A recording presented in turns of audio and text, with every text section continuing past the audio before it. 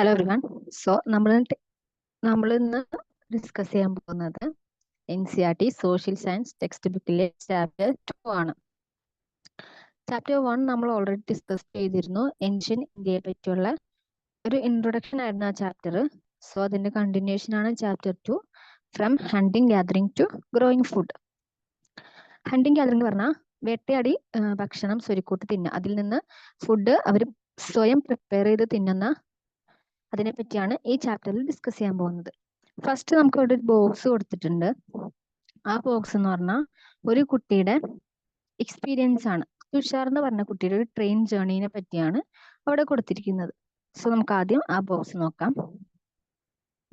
Tushar was going from Delhi to Chennai for his cousin's wedding. They were traveling by train and he had managed to squeeze into the window seat, his nose glued to the glass pane.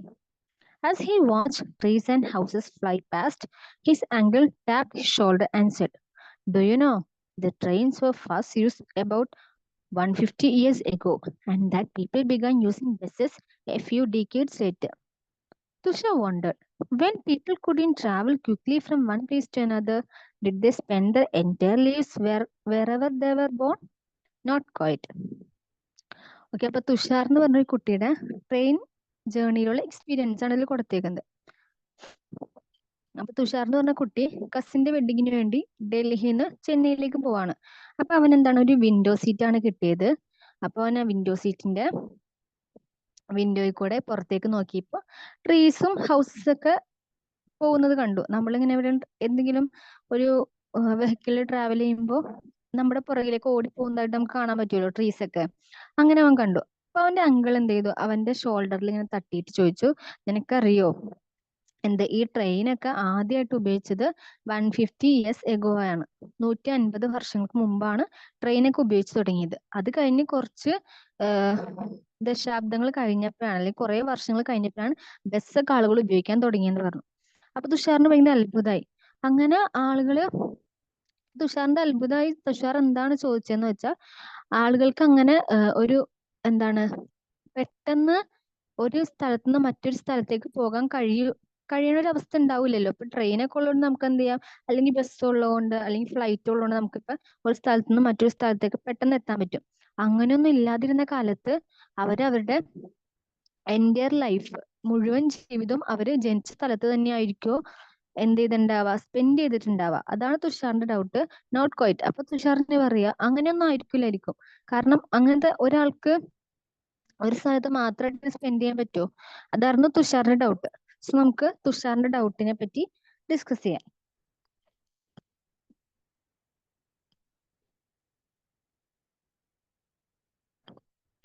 The earliest people, why were they on the move? അപ്പൊ ആദിമ മനുഷ്യരെ പറ്റിയാണ് പറയുന്നത്, അവരുടെ മൂവ്മെന്റിനെ പറ്റി. We know about people who lived in the subcontinent as early as 2 million years ago. Today, we describe them as hunter-gatherers. The name comes from the way in which they got their food. Generally, they hunted wild animals, caught fish and birds, gathered fruits, roots, nuts, seeds, leaves, snacks and eggs. അപ്പോ sub continent എന്ന് പറഞ്ഞാൽ ഉപഭൂഖണ്ഡങ്ങൾ, അതായത് ഈ പ്രദേശങ്ങളിലൊക്കെ ആളുകൾ എന്താണ് 2 million years ago മുതൽ ജീവിച്ചിരുന്നതായിട്ട് നമ്മൾക്കറിയാം. നമ്മൾ അവരെ ഇന്ന് നമ്മൾ എന്തായിട്ടാണ് വിശേഷിക്കുന്നത്, ഹണ്ടർ ഗ്യാദറേഴ്സ്. ഹണ്ടേഴ്സ് എന്ന് വെച്ചാൽ വേട്ടയാടി പിടിക്കുന്നവര്, ഗ്യാദേഴ്സ് ഫുഡ് ഇങ്ങനെ ഒരുമിച്ച് കൂട്ടി കഴിക്കുന്നവര്. ആ വേർഡ് അല്ലെങ്കിൽ ആ പേര് അവർക്ക് ഇങ്ങനെ വന്നതെന്ന് വെച്ചാൽ അവരവരുടെ ഫുഡ് കളക്ട് ചെയ്യുന്ന ഒരു രീതിയിൽ നിന്നാണ് അവർക്ക് ഹണ്ടർ ഗ്യാദേഴ്സ് എന്നുള്ള പേര് വന്നത്. Generally they hunted wild animals, caught fish and birds. അവർ പൊതുവെ എന്താണ് ചെയ്യുന്നത്, വൈൽഡ് ആനിമൽസിനെ വേട്ടയാടും, ഫിഷുകളെ പിടിക്കും, പിന്നെ ബേർഡ്സ് അങ്ങനെയുള്ളതിനെയൊക്കെ വേട്ടയാടും, പിന്നെ fruits, Roots, nuts, seeds, leaves, eggs അതൊക്കെ എന്ത് ചെയ്യും, ഗ്യാദർ ചെയ്യും, അതൊക്കെ ഒരുമിച്ച് കൂട്ടും. അങ്ങനെയാണ് അവർക്ക് ഹണ്ടർ ഗ്യാദറേഴ്സ് എന്നുള്ള പേര് വന്നത്. അവര് ഫുഡ് കളക്ട് ചെയ്യുന്ന രീതിയിൽ നിന്നാണ് അവർക്ക് ഈ പേര് വന്നത്. Hunter-gatherers move from place to place. There are many reasons for this.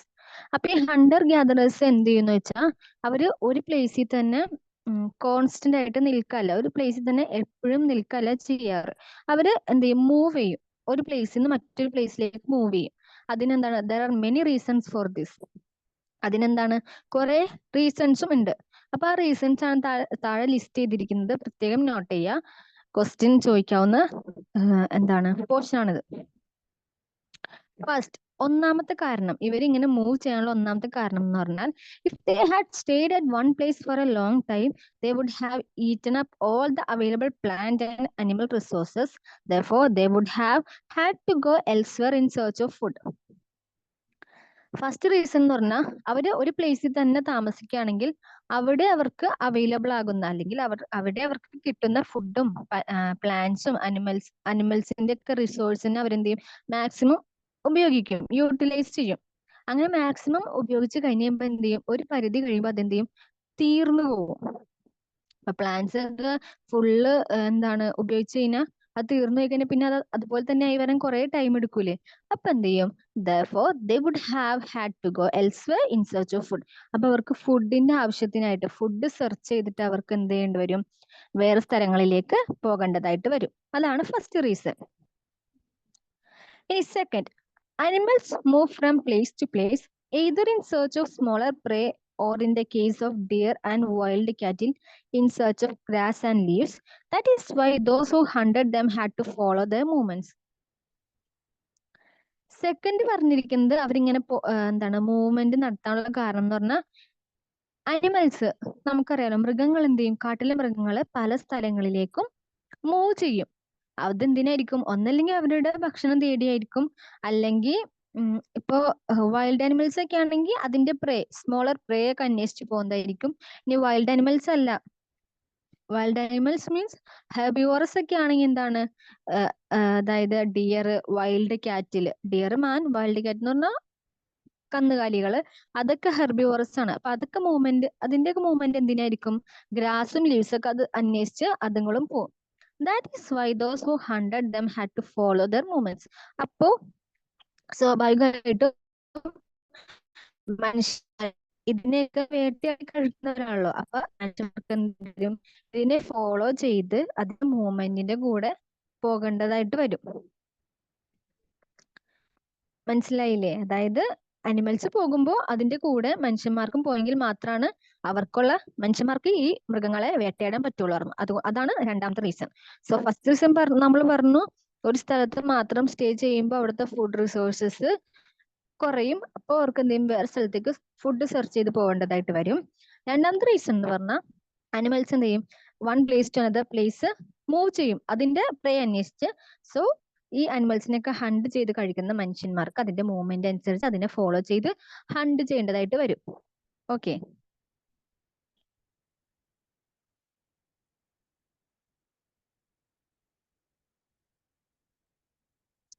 അടുത്തത് തേർഡ്, മൂന്നാമത്തെ റീസൺ എന്ന് പറഞ്ഞാൽ, plants and trees bear fruits in different seasons. So people may have moved from season to season in search of different kind of plants. മൂന്നാമത്തെ reason എന്ന് പറഞ്ഞാൽ, പ്ലാന്റ്സും trees ഒക്കെ എന്ത് ചെയ്യും, പല സീസൺസിലായിരിക്കും അതിന്റെ ഫ്രൂട്ട്സിന് ഉണ്ടാക്കുന്നത്. എല്ലാ ഫ്രൂട്ട്സും എല്ലാ സമയത്തൊന്നും ഉണ്ടായിക്കൊള്ളണമെന്നില്ലല്ലോ. So people may have move from season to season in search of different kind of plants. അപ്പൊ ഇപ്പൊ ആളുകൾ താമസിക്കുന്ന ആ സ്ഥലത്തുള്ള ഫ്രൂട്ട് അല്ലെങ്കിൽ ആ പ്ലാന്റ് എന്തായിരിക്കും, ഒരു സീസണിൽ ഫ്രൂട്ട് ഒക്കെ ബിയർ ചെയ്യും, ഫ്രൂട്ട് ഒക്കെ ഉണ്ടാക്കും. അത് കഴിഞ്ഞിട്ടുള്ള സീസണിൽ എന്ത് ചെയ്യില്ല, ഫ്രൂട്ട് ഉണ്ടാവില്ലല്ലോ. അപ്പൊ ഇവർക്ക് ഫ്രൂട്ട്, വെജിറ്റബിൾസ് അല്ലെങ്കിൽ പ്ലാന്റ്സ് ഒക്കെ ആവശ്യമുള്ളത് കൊണ്ട് ഇവരെന്ത് ചെയ്യും, ആ ഫ്രൂട്ട് ഉള്ള സ്ഥലത്തേക്ക് അല്ലെങ്കിൽ അടുത്ത സീസണൽ ഫ്രൂട്ട് എവിടെയാണോ ഇവരെന്ത് ചെയ്യും, അങ്ങോട്ട് മൂവ് ചെയ്യും. Fourth, people, plants and animals need water to survive. Water is found in lakes, streams and rivers. While many rivers and lakes are perennial with water throughout the year, others are seasonal. People living on the banks would have had to go in search of water during the dry seasons, winter and summer. അപ്പൊ third reason നമ്മൾ പറഞ്ഞു, fruit bearing seasons വ്യത്യാസമുള്ളതനുസരിച്ച് അവരെന്ത് ചെയ്യും, അത് available ആയിട്ടുള്ള സ്ഥലത്ത്. Fourth പറയുന്നത്, people ആയിക്കോട്ടെ, പ്ലാന്റ് ആയിക്കോട്ടെ, അനിമൽ ആയിക്കോട്ടെ, എന്ത് ചെയ്യണം, സർവൈവ് ചെയ്യണമെങ്കിൽ, അതിന് അതിജീവിക്കണമെങ്കിൽ, ജീവിക്കണമെങ്കിൽ വാട്ടർ കൂടിയേ തീരും. വെള്ളം വേണം. വെള്ളം എവിടെ ഉണ്ടാവുന്നത്? ലേക്സ്, സ്ട്രീംസ്, റിവേഴ്സ്, അങ്ങനെ വാട്ടർ റിസോഴ്സസ്, വാട്ടർ ബോഡീസിലാണ് വെള്ളം ഉണ്ടാവുള്ളൂ. അപ്പൊ എങ്കിലും നീലായിരിക്കും. ആ എന്താണ്? With water through out the year. എല്ലാ സമയവും വെള്ളം ഉണ്ടാവും. ചില റിവേഴ്സ് അങ്ങനെ അത് ആ സീസൺ റിവേഴ്സും ലേക്സും എങ്ങനെയായിരിക്കും? സീസണിലായിരിക്കും. അതായത് എന്താ സമയത്ത് മാത്രം വെള്ളം ഉണ്ടാവും, ചില സമയത്ത് വെള്ളം ഉണ്ടാവില്ല, അങ്ങനെയായിരിക്കും. People living on their banks would have had to go in search of water during the dry seasons. അപ്പൊ ഈ സീസണൽ റിവറിന്റെ സ്വാഭാവികമായിട്ട് എന്ത് ചെയ്യും? വെള്ളം കുറയുമ്പോ അല്ലെങ്കിൽ വെള്ളം ഇല്ലാത്ത അവസരത്തിൽ വെള്ളം യേശു കൊണ്ടുവരും. അത് ഏത് സീസൺ? വിന്റർ ആൻഡ് സമ്മർ സീസൺസിലൊക്കെ അവർക്ക്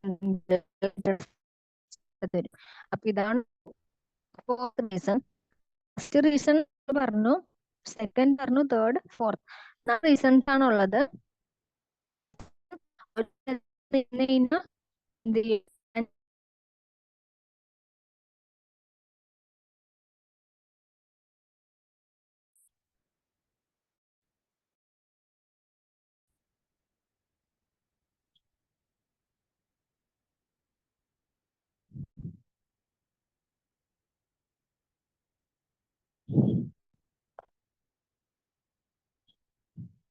ഒരു സ്ഥലത്ത് മാത്രം നിന്ന് കഴിഞ്ഞാൽ എന്ത് ചെയ്യും?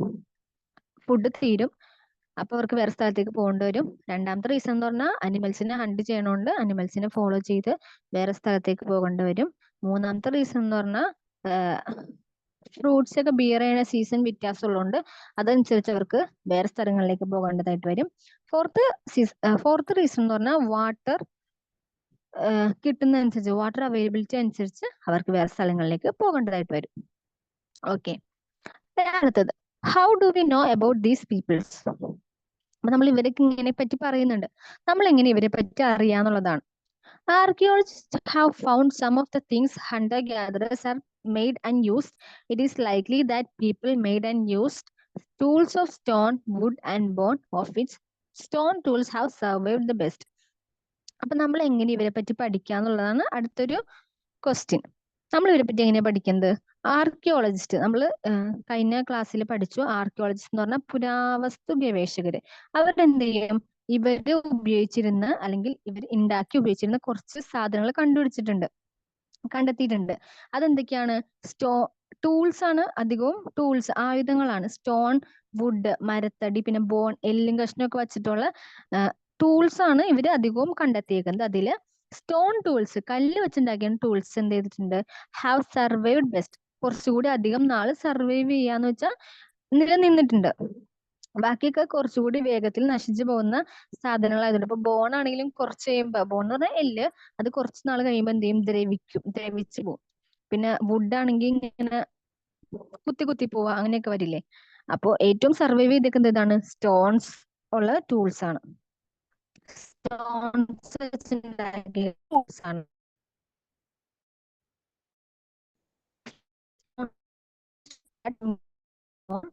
Scrape bark from trees and hides animal skin to fruit and roots. അപ്പൊ ഈ ടൂൾസ് എന്തിനാ ഉപയോഗിക്കുന്നതെന്ന് വെച്ചാൽ മീറ്റ്, പിന്നെ ബാർക്ക് അതായത് ഇങ്ങനെ പൊട്ടിച്ച്, പിന്നെ അനിമൽ സ്കിൻസ് ഒക്കെ ഹൈഡ്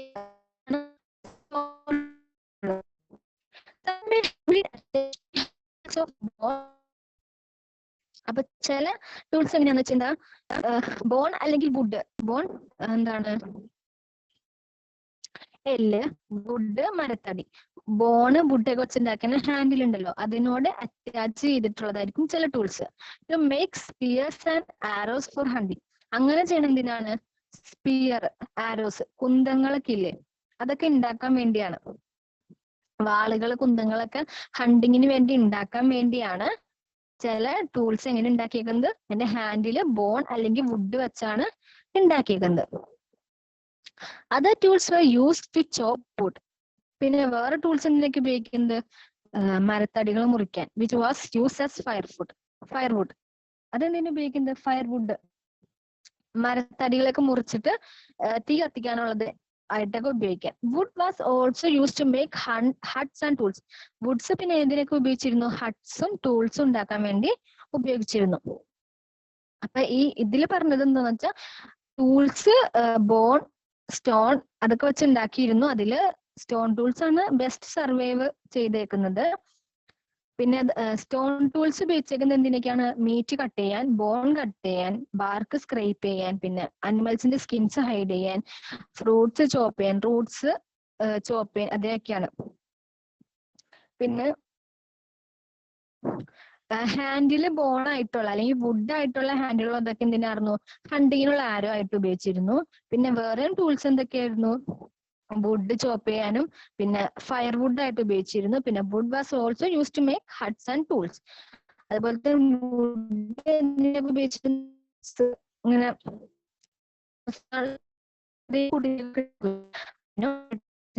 ഉപയോഗിച്ചിരുന്നു.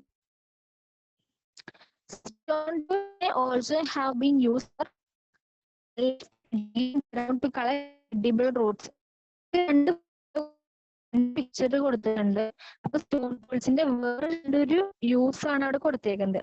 ലെഫ്റ്റിൽ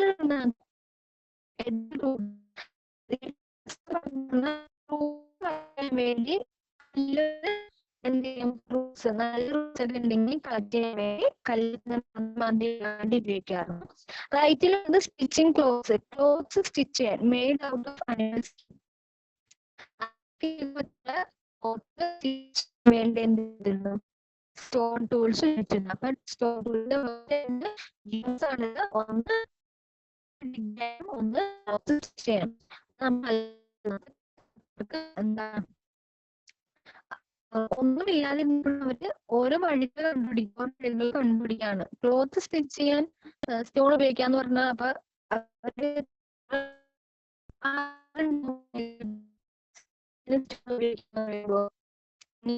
ഓരോന്ന് ആലോചിച്ചാണ് നമ്മള് ഒരു ഡിഫറൻസ് ഉണ്ടാക്കിയേക്കുന്നത്.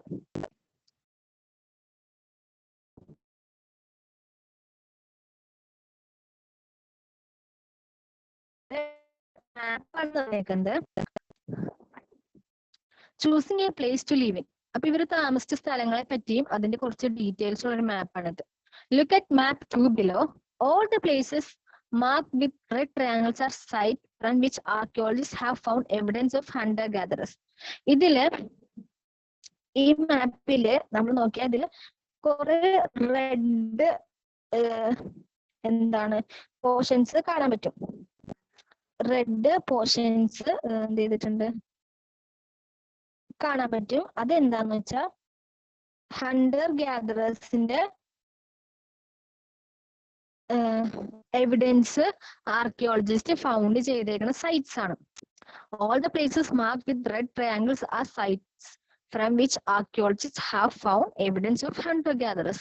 Hunter-gatherersന്റെ എവിഡൻസ്, അവർ ജീവിച്ചിരുന്നു എന്നുള്ള എവിഡൻസ് കണ്ടുപിടിച്ചേക്കുന്നതാണ് ആ റെഡ് ട്രയാങ്കിൾ കൊടുത്തേക്കുന്നത്. Hunter-gatherers lived in many more places. Only some are shown on the map. അവര് ഇപ്പൊ ഈ മാപ്പിൽ ആകെ 3 സ്ഥലമാണ് നോട്ട് ചെയ്തിട്ടുള്ളൂ, കൊടുത്തിട്ടുള്ളൂ. പക്ഷെ അവര് വേറെ സ്ഥലങ്ങളിൽ ജീവിച്ചിരുന്നു. ഇതിൽ കുറച്ച് സ്ഥലങ്ങളാണ് കൊടുത്തിട്ടുള്ളൂ എന്നാണ് പറയുന്നത്. Many sites were located near source of water such as river and lakes.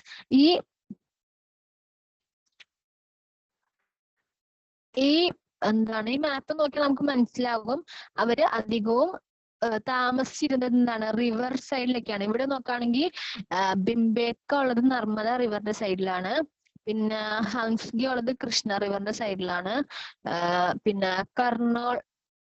കുർണോൾ caves ഉള്ളത് കൃഷ്ണ റിവറിന്റെ ട്രിബ്യൂട്ടറി പോകുന്ന സ്ഥലത്താണുള്ളത്.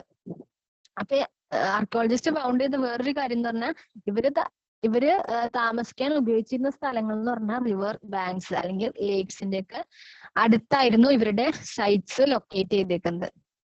ഇതിൽ റെഡ് ട്രയാങ്കിൾ കൊടുത്തേക്കുന്നത് പാലിയോലിത്തിക് സൈറ്റ്സും, blue triangle neolithic sites, green triangle megalithic sites, പിന്നെ ഒരു ഡയമണ്ട് ഷേപ്പ് ഉണ്ട്, അത് ഏർലി വില്ലേജസ് ആണ്. പിന്നെ സ്റ്റാറിൽ കൊടുത്തേക്കുന്നത് മോഡേൺ സിറ്റീസ് ആണ്. ഇപ്പൊ ഇതില് മോഡേൺ സിറ്റീസ് ആയിട്ട് കൊടുത്തേക്കുന്നത് കൊൽക്കത്ത, മുംബൈ, അത് രണ്ടും മാത്രമേ ഉള്ളൂ. ഇതില് ബ്ലൂ ആണ് കൂടുതൽ. ബ്ലൂ ഏതാ പോർഷൻ? ബ്ലൂ നിയോളിത്തിക് സൈറ്റ്സ് ആണ്. നിയോളിത്തിക് സൈറ്റ്സ് ആണ് ഇതിൽ അധികവും കൊടുത്തേക്കുന്നത്. ഓക്കെ, ഇനി as stone tools were important, people tried to find places where good quality stone was easily available. Stone tools important ആണെന്ന് നമ്മൾ പറഞ്ഞല്ലോ. അതുപോലെ തന്നെ ആളുകൾ എന്ത് ചെയ്യുന്നത് വെച്ചാൽ ഗുഡ് ക്വാളിറ്റി സ്റ്റോൺ ഉള്ള സ്ഥലങ്ങള് കണ്ടുപിടിക്കാൻ അവർ ശ്രമിച്ചിട്ടുണ്ട്.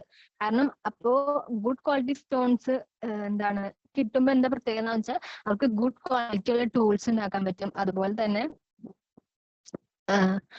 കുറച്ചുകൂടി സർവൈവ് ചെയ്യും. അങ്ങനത്തെ ടൂൾസും വെപ്പൺസും കുറച്ചുകൂടി സർവൈവ് ചെയ്യും എന്നുള്ളത് കൊണ്ട് അങ്ങനത്തെ ടൂൾസ് ആണ് അവര് അങ്ങനത്തെ സ്റ്റോൺസ് ഉള്ള സ്ഥലങ്ങൾ അവര് കണ്ടുപിടിക്കാൻ ശ്രമിച്ചിട്ടുണ്ട്. ഇനി താഴെ ഒരു പെയിന്റിങ് കൊടുത്തേക്കുന്നതാണ്. നിങ്ങൾക്ക് ആ പെയിന്റിങ് നോക്കിയിട്ട് എന്തെങ്കിലും മനസ്സിലാവുണ്ടോ നോക്കിയേ. Rock paintings and what they tell us. ആ ഹെഡിങ്ങിന് താഴെയുള്ള പെയിന്റിങ് ശരിക്കും നമ്മളൊന്ന് സൂക്ഷിച്ച് ഒറ്റ നോട്ടത്തിൽ നോക്കിക്കഴിഞ്ഞാൽ നമുക്ക് അതൊന്നും മനസ്സിലാവില്ല. ജസ്റ്റ് കുറെ വരകൾ എന്നൊക്കെ നമുക്ക് തോന്നും. പക്ഷെ നമ്മൾ സൂക്ഷിച്ച് നോക്കി നമുക്ക് മനസ്സിലാവും ഒരു ഡിയറിന്റെ പുറകെ ഒരാള് ഓടുന്നതാണത്. Okay, a painting from a rock shelter describe the painting എന്നാണ് പറഞ്ഞേക്കുന്നത്. ഒരു റോക്ക് ഷെൽട്ടറിന്റെ ഭാഗത്തു നിന്ന് കിട്ടിയിട്ടുള്ള ഒരു പെയിന്റിംഗ് ആണിത്. പിന്നെ ഇവരുടെ പ്രത്യേകത എന്ന് പറഞ്ഞാൽ ഇവര് എന്ത് ചെയ്യുന്ന വെച്ചാൽ ഈ കേവ്സിന്റെ ഒക്കെ ഭിത്തികൾ വോൾസിലൊക്കെ സ്റ്റോൺസ് ഉപയോഗിച്ച് പെയിന്റിങ്സ് ചെയ്യുമായിരുന്നു. പെയിന്റിംഗ് എന്ന് വെച്ചാൽ ഇങ്ങനെ കുറെ മീനിങ് ഫുൾ ആയ പെയിന്റിങ്സ് ഒക്കെ നമുക്ക് എന്ത് ചെയ്തിട്ടുണ്ട്, ആർക്കിയോളജിസ്റ്റ് ഫൗണ്ട് ചെയ്തിട്ടുണ്ട്. കുറെ മീനിങ് ഫുൾ ആയത്, അതായത് അവരുടെ ലൈഫ് എങ്ങനെയായിരുന്നു ഡിസ്ക്രൈബ് ചെയ്യുന്നത്. പറയാതെ പറയാന്നൊക്കെ പറയില്ല, അങ്ങനെ അവര് എങ്ങനെയാന്ന് ഫുൾ അവർക്ക് എഴുതി വെക്കാൻ പറ്റില്ലല്ലോ. സോ അവരെന്ത് ചെയ്തിട്ടുണ്ട്, പെയിന്റിങ്ങിലൂടെ ഡിസ്ക്രൈബ് ചെയ്ത കുറെ റോക്ക് പെയിന്റിങ്സും ആ സമയത്ത് കണ്ടുപിടിച്ചിട്ടുണ്ട്. Many of the caves in which these early people lived have paintings on the walls. എന്താണ് ഈ ആളുകൾ താമസിച്ചിരുന്ന ഇങ്ങനത്തെ ഏർലി കേവ്സ് ഒക്കെ ഇല്ലേ, അതിലൊക്കെ അതിന്റെയൊക്കെ വോളില് കുറെ പെയിന്റിങ്സ് ഉണ്ടെന്നാണ് പറയുന്നത്. Some of the best examples are from Madhya Pradesh and southern Uttar Pradesh. അതിന്റെ ബെസ്റ്റ് എക്സാമ്പിൾസ് ഏതൊക്കെയാണ്? മധ്യപ്രദേശും സദേൺ ഉത്തർപ്രദേശിലാണ് അതിന്റെ ബെസ്റ്റ് എക്സാമ്പിൾ ഉള്ളത്. ഐ തിങ്ക് നമ്മൾ ഇപ്പൊ പോയാലും നമുക്ക് ഈ കേവ് പെയിന്റിങ്സ് കാണാനുള്ള അവസരം അവിടെ മ്യൂസിയത്തിൽ ഉണ്ടെന്നാണ് തോന്നുന്നത്. അങ്ങനെയൊക്കെ അത് പ്രിസർവ് ചെയ്ത് വെച്ചിട്ടുണ്ട്. These paintings show wild animals drone with great accuracy and skill. അപ്പൊ ഈ പെയിന്റിങ്സിന്റെ പ്രത്യേകത എന്ന് വെച്ചാൽ ഇതില് വൈൽഡ് ആനിമൽസിനെയാണ് വരച്ചേക്കുന്നത്, അല്ലെങ്കിൽ അവര് എങ്ങനെയാണ് ഹണ്ട് ചെയ്തെന്നുള്ള ആ ഒരു കാര്യമാണ് വരച്ചേക്കുന്നത് with great accuracy and skill. അവരുടെ ആ സമയത്ത് ഒരു സ്കില്ലും കൂടി നമ്മൾ ആലോചിക്കണം. ജസ്റ്റ് വേറെ ടൂൾസ് ഒന്നും ഇല്ലാതിരുന്നപ്പോ തന്നെ അവര് സ്റ്റോൺ വെച്ച്, സ്റ്റോണിന്റെ പുറത്ത് തന്നെ, കേവ്സ് എന്ന് പറഞ്ഞാൽ സ്റ്റോൺ റോക്സ് ആയിരിക്കുമല്ലോ, പാറകളായിരിക്കുമല്ലോ, അതിന്റെ പുറത്ത് അവര് ആ ഗ്രേറ്റ് അത്രയും സ്കില്ലും ആക്യുറസിയും വെച്ച് അവര് വരച്ച paintings still survive this year. ഇപ്പൊ വരെയും അതെന്ത് ചെയ്തിട്ടുണ്ട്, അവിടെ സർവൈവ് ചെയ്തിട്ടുണ്ട് എന്നുള്ളതാണ്. സൈഡിൽ ഷോർട്ട് നോട്ട് എടുത്തിട്ടുണ്ട്. ബിംബേട്ക ഇംപ്രസന്റ് ഡേ മധ്യപ്രദേശ്. ബിംബേട്ക എന്ന് പറഞ്ഞാൽ മധ്യപ്രദേശിലെ ഒരു ഇംപ്രസൻസ് ഇപ്പൊ ഉള്ള ഒരു സ്ഥലമാണ്. This is an old site with caves and rock shelters. ഈ സ്ഥലത്ത് എന്താണ്, ഇതാണ് ഏറ്റവും പുരാതനമായ കേവ്സും റോക്ക് ഷെൽട്ടറും ഒക്കെ ഉള്ള സ്ഥലം. People chose these natural caves because they provide shelter from the rain, heat and wind. ആളുകൾ ഇങ്ങനത്തെ കേവ്സ് തിരഞ്ഞെടുക്കാൻ കാരണം എന്താന്ന് വെച്ചാൽ ഈ കേവ്സ് എന്ത് ചെയ്യുന്ന വെച്ചാൽ അവർക്കൊരു ഷെൽട്ടർ ആണ്. എന്തിൽ നിന്ന്? റെയിൻ, ഹീറ്റ്, വിൻഡിൽ നിന്നൊക്കെ ഉള്ള ഷെൽട്ടർ ആയിട്ട് അവർ ഇങ്ങനത്തെ ഒരു നാച്ചുറൽ കേവ്സ് ഒക്കെ ചൂസ് ചെയ്യും. അതുപോലെ തന്നെ അവര് അവിടെ പെയിന്റും ചെയ്യുമായിരുന്നു. These rock shelters are close to the Narmada valley. അപ്പൊ ഈ റോക്ക് ഷെൽട്ടേഴ്സ് ഒക്കെ എന്തായിരിക്കും, നർമ്മദ വാലിയോട് ക്ലോസ് ആയിട്ടുള്ള സ്ഥലമാണെന്നാണ് പറയുന്നത്. Can you think of why people choose to live here? അപ്പോ നമ്മളോട് ചോദിച്ചിരിക്കുന്നത് അങ്ങനെ ക്ലോസ് ആയിട്ടുള്ള സ്ഥലം തിരഞ്ഞെടുക്കാനുള്ള റീസൺ എന്തായിരിക്കും എന്നാണ്. സോ നമ്മൾ നേരത്തെ പറഞ്ഞതുപോലെ അവർക്ക് വാട്ടർ റിസോഴ്സസിനുള്ള അവസരത്തിന് അല്ലെങ്കിൽ അവൈലബിലിറ്റി ഓഫ് വാട്ടറിന് വേണ്ടിയായിരിക്കും എന്ത് ചെയ്തിട്ടുണ്ടാവുക, ഇങ്ങനത്തെ റിവർ ബാങ്കിലൊക്കെ ഷെൽട്ടർ ഉണ്ടാക്കാൻ അവർ തീരുമാനിച്ചിട്ടുണ്ടാവാം.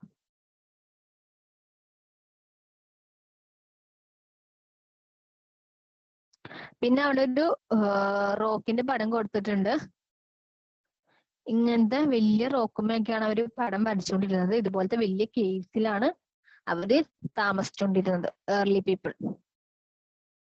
ഓക്കെ, അപ്പൊ നമ്മൾ ഇത്ര നേരത്തെ പഠിച്ചപ്പോ കുറെ സൈറ്റ്സ് എന്ന് പറഞ്ഞല്ലോ. What is sites? അതാണ് നമ്മൾ ഇനി പറയുന്നത്. Sites are places for the remains of things, tools, pots, buildings etcetera were found. Sites എന്ന് പറഞ്ഞ സ്ഥലങ്ങളാണ്. എവിടെ റിമൈനിങ് തിങ്സ് ഉണ്ടാവില്ല, അതായത് ആദിമ മനുഷ്യർ ഉപയോഗിച്ച ടൂൾസ്, പോട്ട്സ്, ബിൽഡിങ്സ്, അതിന്റെയൊക്കെ അവശിഷ്ടങ്ങളുള്ള സ്ഥലങ്ങളെയാണ് സൈറ്റ്സ് എന്ന് പറയുന്നത്. These were made, used and left behind by people. അതായത് ഈ സൈറ്റ്സിലുള്ള സാധനങ്ങളൊക്കെ എന്താണ്, പണ്ടത്തെ ആളുകൾ ഉണ്ടാക്കി ഉപയോഗിച്ച് അവിടെ ഉപേക്ഷിച്ച് പോയ സാധനങ്ങളായിരിക്കും. These may be found on the surface of the earth. ചിലത് എന്ത് ചെയ്തിട്ടുണ്ട്, എർത്തിന്റെ സർഫസിൽ നിന്ന് തന്നെ ആർക്കിയോളജിസ്റ്റ് ഒക്കെ കണ്ടുപിടിച്ചിട്ടുണ്ട്. Buried under the earth. ചിലതൊക്കെ എന്ത് ചെയ്തിട്ടുണ്ട്, മണ്ണിന്റെ അടിയിൽ പെട്ടുപോയിട്ടുണ്ട്. അതായത് അങ്ങനെ മണ്ണിന്റെ അടിയിലേക്കായി പോയിട്ട് അവിടുന്ന് കുഴിച്ചെടുത്തതൊക്കെ ഉണ്ട്. ആർക്കിയോളജിസ്റ്റ് ഒക്കെ എന്ത് ചെയ്തിട്ടുണ്ട്, അവിടുന്ന് ഇങ്ങനെ മണ്ണ് മാന്തിയൊക്കെ വെച്ച് കുഴിച്ചെടുത്തതൊക്കെ ഉണ്ടാവും. Or sometimes even under water. അതുപോലെ തന്നെ വെള്ളത്തിന്റെ അടിയിൽ നിന്നൊക്കെ കിട്ടിയതുണ്ട്. You will learn more about different sites in later chapters. അപ്പൊ പിന്നെ വരുന്ന ചാപ്റ്ററിലൊക്കെ നമുക്ക് എന്ത് ചെയ്യാൻ പറ്റും, സൈറ്റ്സിനെ, ഡിഫറെന്റ് സൈറ്റ്സിനെ പറ്റി വീണ്ടും പഠിക്കാൻ പറ്റും. ഓക്കെ, അടുത്തത് ഫൈൻഡിങ് അബൌട്ട് ഫയർ. അപ്പൊ നമ്മൾ ഇത്ര നേരം ഹണ്ടിങ് ഗ്യാതറിങ്ങിനെയൊക്കെ പറ്റി പറഞ്ഞു, അതിന്റെ റീസൺസ് പറഞ്ഞു, എന്തുകൊണ്ട് ട്രാവൽ ചെയ്തു മനുഷ്യന്മാർ അങ്ങോട്ടും ഇങ്ങോട്ടും എന്നൊക്കെ പറഞ്ഞു. അപ്പൊ നമ്മൾ ഇനി നോക്കാൻ പോകുന്നത് ഫയറിനെ പറ്റിയാണ്.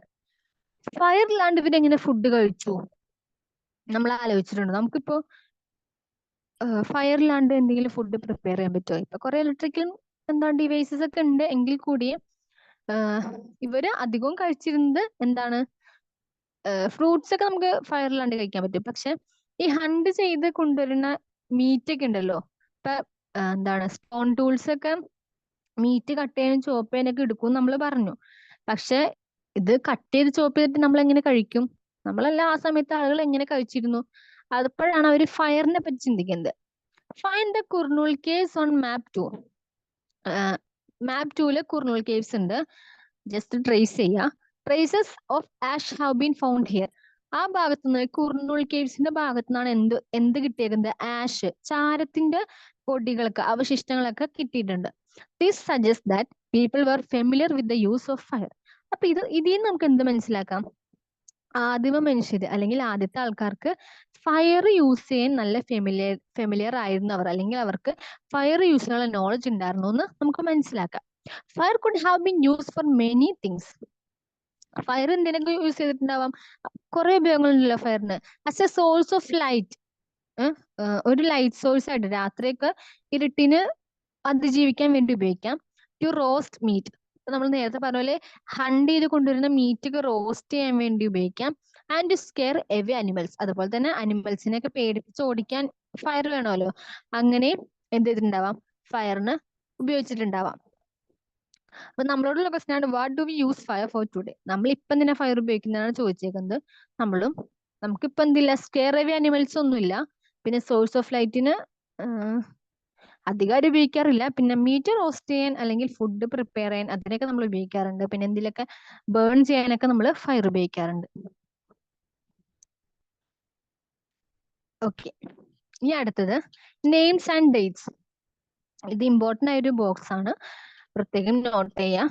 നെയിംസും ഡേറ്റ്സും, കുറച്ച് പേരുകൾ, ഇതില് അത്യാവശ്യം കുറച്ച് ടേംസ് ഒക്കെ വരുന്നുണ്ട്. ആ ടേംസ് ഒക്കെ നോട്ട് ചെയ്യുക. ആൻഡ് ആ ഡേറ്റ്സും പ്രത്യേകം നോട്ട് ചെയ്യുക.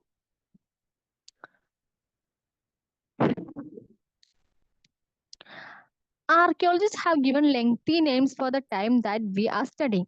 ആർക്കിയോളജിസ്റ്റ് ഒക്കെ എന്ത് ചെയ്തിട്ടുണ്ട്? ലെങ്തി നെയിംസ് കൊടുത്തിട്ടുണ്ട്. നമ്മൾ ഈ പഠിക്കുന്ന ഓരോ ടൈമിനും അവര് ഓരോ നെയിംസ് കൊടുത്തിട്ടുണ്ട്. എല്ലാത്തിനും കൂടിയും ഏൻഷ്യൻ ടൈം എന്നല്ല കൊടുത്തിരിക്കുന്നത്. ഏൻഷ്യൻ പീരീഡിൽ തന്നെ ഓരോരോ പീരീഡ് ആയിട്ട് ക്ലാസിഫൈ ചെയ്ത് അതിന് ഓരോ ഏജസ് എന്നിങ്ങനെ പേര് കൊടുത്തിട്ടുണ്ട്. അതില് they call the earliest period the Paleolithic. അതില് അവർ ഏറ്റവും ഫസ്റ്റ് പീരീഡിനെ അവർ വിളിച്ചത് പാലിയോലിത്തിക് എന്നാണ്. പാലിയോലിത്തിക് എന്ന് പറഞ്ഞ word, this comes from 2 Greek words, paleo meaning old and lithos meaning stone. അപ്പൊ ഈ വേർഡ്, ഈ പാലിയോലിത്തിക് എന്ന് പറഞ്ഞ വേർഡ് വന്നത് എവിടെ നിന്നാണ്? 2 ഗ്രീക്ക് വേർഡ്സ്, 2 ഗ്രീക്ക് വേർഡ്സ് ആയ പാലിയോ അതുപോലെ ലിത്തോസ് എന്ന് പറഞ്ഞ വേർഡ്സിനാണ് പാലിയോലിത്തിക് എന്ന് പറഞ്ഞ സിംഗിൾ വേർഡ് വന്നത്. Palaeo means old, lithos means stone. അപ്പൊ ഓൾഡ് സ്റ്റോൺ, അതാണ് palaeolithic. The name points to the importance of find of stone tools. ആ പേര് കേൾക്കുമ്പോൾ അതിന്റെ മീനിങ് കേൾക്കുമ്പോൾ തന്നെ നമുക്ക് മനസ്സിലാകും എന്ത്, സ്റ്റോൺ ടൂൾസ് ഫൈൻഡ് ചെയ്തതിന്റെ ഇമ്പോർട്ടൻസ് ആണ് ഈ പേര് പോയിന്റ് ചെയ്യുന്നത്. നോട്ട് ചെയ്യാ, ഏർലിസ്റ്റ് പീരീഡിനെ വിളിച്ച പേര് പാലിയോലിത്തിക്. ആ വേർഡ് വന്നത് ടു ഗ്രീക്ക് വേർഡ്സ് ആയ പാലിയോ അതുപോലെ ലിതോസ് എന്ന് പറഞ്ഞ വേർഡ്സിൽ നിന്നാണ്. Paleo means old, lithos means stone. അപ്പൊ ഓൾഡ് സ്റ്റോൺ. അപ്പൊ ഈ പാലിയോലിത്തിക് ഏജ് എന്ന് പറഞ്ഞ എന്താണ്, സ്റ്റോൺ ടൂൾസിന്റെ ഇമ്പോർട്ടൻസ് അറിയിക്കുന്ന പീരീഡ് ആണ്. The Paleolithic period extends from 2 million years ago to about 12,000 years ago. അപ്പൊ ഈ പാലിയോലിത്തിക് പീരീഡ് എത്ര ഇയർ ഇത് എക്സ്റ്റെൻഡ് ചെയ്തിട്ടുണ്ട്? 2 million years ago. 2 million year മുമ്പ് മുതൽ 12,000 വർഷം മുമ്പ് വരെ ഇത് എന്തിട്ടുണ്ട്, പാലിയോലിത്തിക് ഏജ് എക്സ്റ്റെൻഡ് ചെയ്തിട്ടുണ്ട്. അപ്പൊ അധികവും ആളുകൾ എന്താണ്, സ്റ്റോൺ ടൂൾസ് വെച്ചിട്ടുള്ള ഒരു പീരീഡ് ആയിരുന്നു ആളുകൾക്ക് ഉണ്ടായിരുന്നത്. This long stretch of time is divided into lower, middle and upper Paleolithic. ഈ പാലിയോലിത്തിക് പീരീഡ് തന്നെ നമ്മൾ നോക്കുകയാണെങ്കിൽ 2 million years ago to 12,000 years ago എന്ന് പറയുമ്പോൾ ലോങ് സ്ട്രെച്ച് ഓഫ് ടൈം ആണ്, വലിയൊരു സമയമുണ്ട് അവിടെ. ആ സമയത്തിനെ തന്നെ എന്ത് ചെയ്തിട്ടുണ്ട്, 3ആയിട്ട് ഡിവൈഡ് ചെയ്തിട്ടുണ്ട്. Lower palaeolithic, middle palaeolithic and upper palaeolithic. അങ്ങനെ 3 ടൈമായിട്ട് ഡിവൈഡ് ചെയ്തിട്ടുണ്ട്. This long span of time covers 99% of human history. അപ്പൊ ഈ പാലിയോലിത്തിക് ഏജിലാണ് ഏറ്റവും കൂടുതൽ ടൈം സ്ട്രെച്ച് ആയിട്ടുള്ളത്. ഈ ലോങ് സ്പാൻ ഓഫ് ടൈം ഏകദേശം 99% ഓഫ് ഹ്യൂമൻ ഹിസ്റ്ററിയുടെ 99% കവർ ചെയ്യുന്നുണ്ട്. അപ്പൊ തന്നെ നമുക്ക് മനസ്സിലാക്കാൻ പറ്റും എത്രത്തോളം ഇമ്പോർട്ടൻസ് ഈ പീരീഡിന് ഉണ്ടായിരുന്നു എന്നുള്ളത്. ഓക്കെ, ഇനി അടുത്തത്, the period when we find environmental changes beginning about 12,000 years ago till about 10,000 years ago is called the Mesolithic Middle Stone. ഇനി അടുത്ത ഒരു പീരീഡിനെ പറ്റി പറയുന്നതാണ് മെസോലിത്തിക്. മെസോലിത്തിക് എന്ന് പറഞ്ഞാൽ എന്താണ്, 12,000 years ago വരെയുള്ള പാലിയോലിത്തിക് ഉണ്ടായിരുന്നത്. അവിടുന്ന് ഒരു 10,000 years ago വരെയുള്ള സമയം, ആ സമയത്ത് നമ്മൾ എന്താ ഫൈൻഡ് ചെയ്തത്, എൻവയോൺമെന്റൽ ചേഞ്ചസ് നമുക്ക് മനസ്സിലായ ഒരു ടൈമാണിത്. ആ ടൈമാണ് മെസോലിത്തിക് ഏജ് അല്ലെങ്കിൽ മിഡിൽ സ്റ്റോൺ ഏജ് എന്ന് പറയുന്നത്. Stone tools found during this period are generally tiny and are called microliths. അപ്പൊ ആ സമയത്ത് കണ്ടെത്തിയിട്ടുള്ള സ്റ്റോൺ ടൂൾസ് എന്നൊക്കെ പറഞ്ഞാൽ ടൈനി, വണ്ണം കുറഞ്ഞിട്ടുള്ള സ്റ്റോൺ ടൂൾസ് ആണ്. അതുകൊണ്ട് ആ സ്റ്റോൺ ടൂൾസിന് എന്താണ് പറയുന്നത്, മൈക്രോലിത്ത് എന്ന് പറയുന്നത്. Microliths were probably stuck onto handle of bone or wood to make tools such as saws and sickles. അപ്പോ ഈ മൈക്രോലിത്ത് എന്ന് പറഞ്ഞാൽ നമ്മൾ പറഞ്ഞു ടൈനി സ്റ്റോൺ ടൂൾസ് ആണ്. അപ്പോ എന്ത് ചെയ്യും, ഈ മൈക്രോലിത്ത് എന്ത് ചെയ്യും, ബോൺ ഹാൻഡിൽസ് അല്ലെങ്കിൽ ബോൺ വെച്ചിട്ട് അല്ലെങ്കിൽ വുഡ് വെച്ചിട്ടുള്ള ഹാൻഡിലേക്ക് സ്റ്റക്ക് ചെയ്യും. എന്തിനാ, സോസ്, അരിവാള് അല്ലെങ്കിൽ വാള് പോലത്തെ സാധനങ്ങൾ, ടൂൾസ് ഒക്കെ ഉണ്ടാക്കാൻ വേണ്ടി അങ്ങനെ ചെയ്യുമായിരുന്നു. At the same time older varieties of tool continue to be in use. അപ്പൊ ഇങ്ങനത്തെ ഒക്കെ ചെറിയ ചെറിയ ടൈനി ടൂൾസ് ഉണ്ടെങ്കിലും വലിയ ഹൈ വെർഷൻ ഓഫ് ടൂൾസും ഇതിൽ ഉണ്ടായിരുന്നാണ് പറയുന്നത്.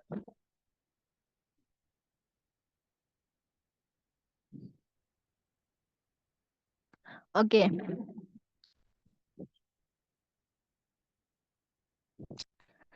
the next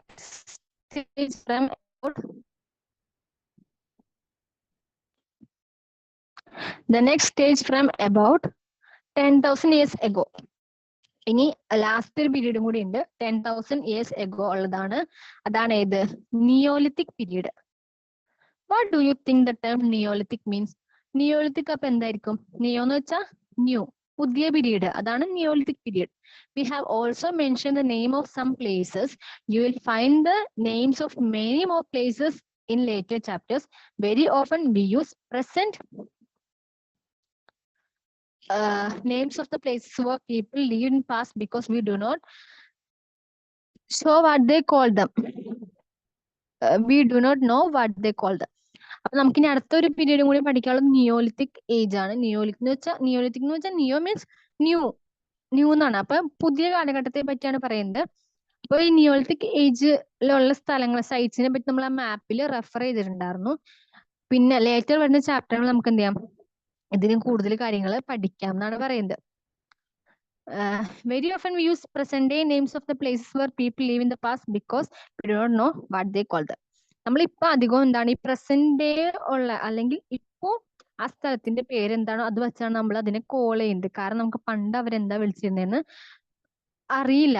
ചില പ്ലേസ് നമ്മൾ സെയിം പേരൊക്കെ നമ്മൾ പറയുമെങ്കിലും ചില പ്ലേസിന് പണ്ട് അവർ ഇട്ടിരുന്ന പേര് നമുക്ക് അറിയില്ലാത്തതുകൊണ്ട് പ്രസന്റ് ഇപ്പോ പ്രസന്റ്ലി ആ സ്ഥലം എവിടെയാണോ ഏത് സ്ഥലത്താണോ ആ സ്ഥലത്തിന്റെ പേരിലാണ് അറിയപ്പെടുന്നത്. ഓക്കെ, നമ്മൾ പറഞ്ഞു ഒരു ചേഞ്ചിങ് എൻവയോൺമെന്റ് ആയിരുന്നു മെസോലിത്തിക് ഏജിന്റെ സമയത്ത് ഉണ്ടായിരുന്നെന്ന് പറഞ്ഞു. അപ്പൊ ഇനി അതിനെ പറ്റിയാണ് പറയുന്നത്, a changing environment. Around 12,000 years ago, ഏകദേശം ഒരു 12,000 വർഷം മുമ്പ്, there were major changes in the climate of the world. വേൾഡിന്റെ ക്ലൈമറ്റിൽ എന്ത് ചെയ്തു? ഒരു മേജർ ചേഞ്ച് ഉണ്ടായി. With a shift to relatively warm condition. എന്ത് ഷിഫ്റ്റാ വന്നത്? വാം കണ്ടീഷനിലേക്ക് ഷിഫ്റ്റ് വന്നു. In many areas this led to the development of grass land. അപ്പൊ ഇതെന്ത് ചെയ്തു? ചില ഏരിയകളില് ഗ്രാസ് ലാൻഡ്സ്, ഈ പുൽത്തകിടൊക്കെ ഡെവലപ്പ് ചെയ്യാനുള്ള കാരണമായി. This in turn led to an increase in number of deer, antelope, goat, sheep and cattle, that is animals that survived on grass. അപ്പോ grass land എൻവയോൺമെന്റൽ change വന്നപ്പോ എന്ത് സംഭവിച്ചു എന്ന് വെച്ചാൽ ഗ്രാസ് ലാൻഡ് ഒക്കെ ഇൻക്രീസ് ആയി. അങ്ങനെ ഗ്രാസ് ഇൻക്രീസ് ആയപ്പോ എന്ത് ചെയ്തു? ഗ്രാസ് ഉപയോഗിക്കുന്ന അനിമൽസ്, ഡിയർ, ആന്റിലോപ്പ് എന്ന് പറഞ്ഞാൽ ഒരു ഡിയറിന്റെ കാറ്റഗറി പെടുന്ന ഒരു ലോങ് ഹോൺസ് ഉള്ളൊരു അനിമലാണ്. ഗോട്ട്, ഷീപ്പ്, കാറ്റിൽ അതൊക്കെ എന്ത് ചെയ്തു? ഇൻക്രീസ് ചെയ്തു. അതിന്റെ നമ്പറൊക്കെ ഇൻക്രീസ് ചെയ്തു. അതായത് ഗ്രാസ് ഉപയോഗിച്ച് സർവൈവ് ചെയ്യുന്ന അനിമൽസിന്റെ നമ്പർ ഇൻക്രീസ് ചെയ്തു.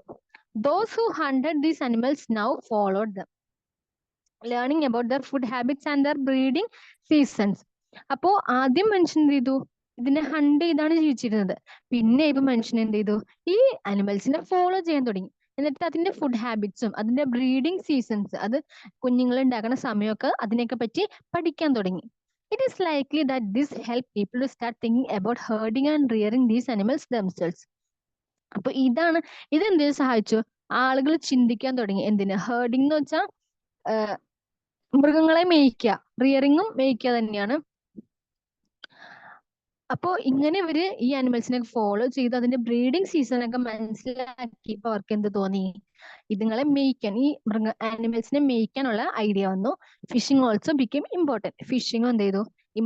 ഇമ്പോർട്ടന്റ് ആയിട്ടുള്ളൊരു കാര്യമായിട്ട് അല്ലെങ്കിൽ ഒരു ഹാബിറ്റ് ആയിട്ട് മാറി. ഇനി അടുത്തത് the beginning of farming and herding. Farming എന്ന് പറഞ്ഞാൽ കൃഷി, ഹേർഡിംഗ് എന്ന് പറഞ്ഞാൽ ഈ മൃഗങ്ങളെയൊക്കെ മേയ്ക്കുന്നത്. അതിന്റെ ബിഗിനിങ് ഇങ്ങനെയാന്ന് പറയുന്നത്, തുടക്കം. This was also A time when several grain bearing grasses including wheat, barley and rice grew naturally in different part of the subcontinent. അപ്പൊ നമ്മൾ പറഞ്ഞു കണ്ടീഷൻ ചേഞ്ച്, എൻവയോൺമെന്റൽ ചേഞ്ച്, ഷിഫ്റ്റ് വന്നപ്പോ എന്ത് ചെയ്തു? ഗ്രാസ് ലാൻഡ്സ് ഒക്കെ ഇൻക്രീസ് ആയി എന്ന് പറഞ്ഞു. അപ്പൊ ഈ ഗ്രാസ് ലാൻഡ്സ് ഒക്കെ ഇൻക്രീസ് ആയിട്ട് നാച്ചുറലി എന്ത് ചെയ്തു? ബാർലി, റൈസ്, വീറ്റ്, ഗോതമ്പ്, ബാർലി, അരിയൊക്കെ എന്ത് ചെയ്തു? നാച്ചുറലി സ്വയം തന്നെ എന്ത് ചെയ്തു? ഉണ്ടാവാൻ തുടങ്ങി. Men, women and children probably collected these grains as food and learned they grew and when they ripened. സ്വാഭാവികമായിട്ടും ഇതിനകത്ത് തുടങ്ങിയപ്പോ മെൻ, വിമൻ, ചിൽഡ്രൻ, ആണുങ്ങള്, പെണ്ണുങ്ങള്, കുട്ടികൾ, അവരൊക്കെ, അതായത് അവിടെ താമസിച്ചിരുന്ന ആളുകളൊക്കെ ഈ ഗ്രെയിൻസ് ഒക്കെ ഫുഡിന് വേണ്ടി കളക്ട് ചെയ്യാൻ തുടങ്ങി. അതുപോലെ തന്നെ അവർ എന്ത് പഠിച്ചു? വേർ ദേ ഗ്രൂ, ഇത് എവിടെയൊക്കെ ഉണ്ടാവും അതിനെ പറ്റി പഠിച്ചു. ആൻഡ് വെൻ ദേ റൈപ്പൻ, അതുപോലെ എപ്പോ ഇത് ഉണ്ടാവും, ഏത് സ്ഥലത്ത് ഉണ്ടാവും, ഇത് ഏത് സീസണിൽ ഉണ്ടാവും എന്നൊക്കെ എന്ത് ചെയ്തു? അവിടുത്തെ ആളുകൾ പഠിച്ചു. ഈ ഗ്രെയിൻസിനൊക്കെ എന്ത് ചെയ്തു? അവര് ഫുഡായിട്ട് സെലക്ട് ചെയ്തു. This may have led them to think about growing plants on their own. അപ്പൊ ഇതെന്ത് ചെയ്തു? ഇങ്ങനെ ചിന്തിച്ചത്, ഇത് എവിടെ ഉണ്ടാകും, ഏത് സീസണിൽ ഉണ്ടാകും എന്നൊക്കെ അവർ ചിന്തിച്ചതിന്റെ ഫലമായിട്ട് അവരെന്ത് ചെയ്തു? ഇതൊക്കെ അവർ സ്വന്തം, ഇപ്പൊ ഇത് എന്താണ് എൻവയോൺമെന്റൽ ഷിഫ്റ്റ് ആകുമ്പോൾ നാച്ചുറലി ഉണ്ടായെന്നാണ് നമ്മൾ പറഞ്ഞത്. അപ്പൊ ഇത് ഇനി ഈ മനുഷ്യന്മാരായിട്ട് ഉണ്ടാക്കാനുള്ള വഴികളാണ് അവര് ആലോചിച്ചു തുടങ്ങി. In this way people became farmers. ഇങ്ങനെ ഇതിന്റെ ഫലമായിട്ടാണ് കർഷകരുണ്ടായത്. ഓക്കെ, നാച്ചുറലി ഉണ്ടായ ഗ്രെയിൻസിനെയൊക്കെ ഇവരെന്ത് ചെയ്തു? ഫുഡ് സെറ്റ് ചെയ്തു. അതുപോലെ തന്നെ ഈ ഫുഡൊക്കെ എവിടെ ഉണ്ടാകും, എപ്പോ ഉണ്ടാകും എന്നതിനെ പറ്റി അവർ പഠിച്ചു. അങ്ങനെ പിന്നെ ഇവര് മനുഷ്യന്മാര്, അപ്പോ നമ്മൾ ആലോചിക്കേണ്ട കാര്യം, പീപ്പിൾ ആർ, ആളുകൾക്ക് എന്താണ്, നല്ല ഇന്റലിജന്റ് ആണ്, നല്ല നോളജ് ആൻഡ് ബുദ്ധിയുള്ള, കൂടുതൽ കൂടുതൽ കാര്യങ്ങൾ ഡിസ്കവർ എല്ലാവരും. അപ്പൊ അങ്ങനെ ചിന്തിച്ചാണ് ഫാമേഴ്സ് ഉണ്ടായത്. അപ്പൊ ഫാമേഴ്സ് ഉണ്ടായത് ഷോർട്ട് ആയിട്ടോ അല്ലെങ്കിൽ ഷോർട്ട് ക്വസ്റ്റ്യൻ ഒക്കെ ആയിട്ട് ചോദിച്ചാൽ എഴുതാവുന്ന ഒരു പാരഗ്രാഫാണിത്. ഏകദേശം ഒരു 3 സെന്റൻസ് ഉള്ളൂ, പക്ഷെ അതാണ് അതിന്റെ മെയിൻ ആൻസർ. ഓക്കെ, ഇനി ഇപ്പൊ ഫാമേഴ്സ് എങ്ങനെ ഉണ്ടായത് നമ്മള് നോക്കി.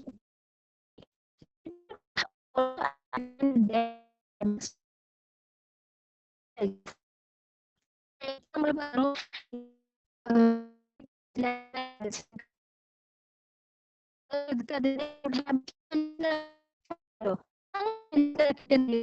people could also attract ഈ ആളുകൾ ഈ അനിമൽസിനെ അട്രാക്ട് ചെയ്യാൻ തുടങ്ങി. എന്ന് വെച്ചാൽ എങ്ങനെയാ? they tame animals by leaving food.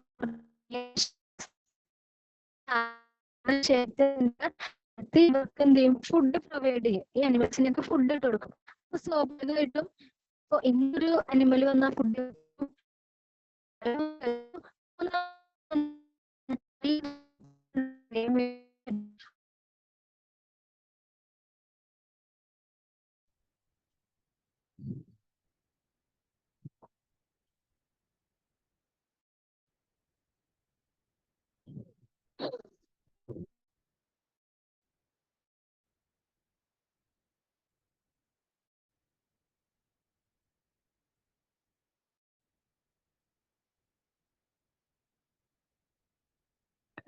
Okay. അപ്പൊ നമ്മള് അനിമൽസിനെ പറ്റിയാണ് പറഞ്ഞുകൊണ്ടിരുന്നത്. അനിമൽസിന് അങ്ങനെ ഫുഡ് കൊടുത്തിട്ട് എന്ത് ചെയ്യും? അവരുടെ ടൈം ചെയ്യാൻ തുടങ്ങി.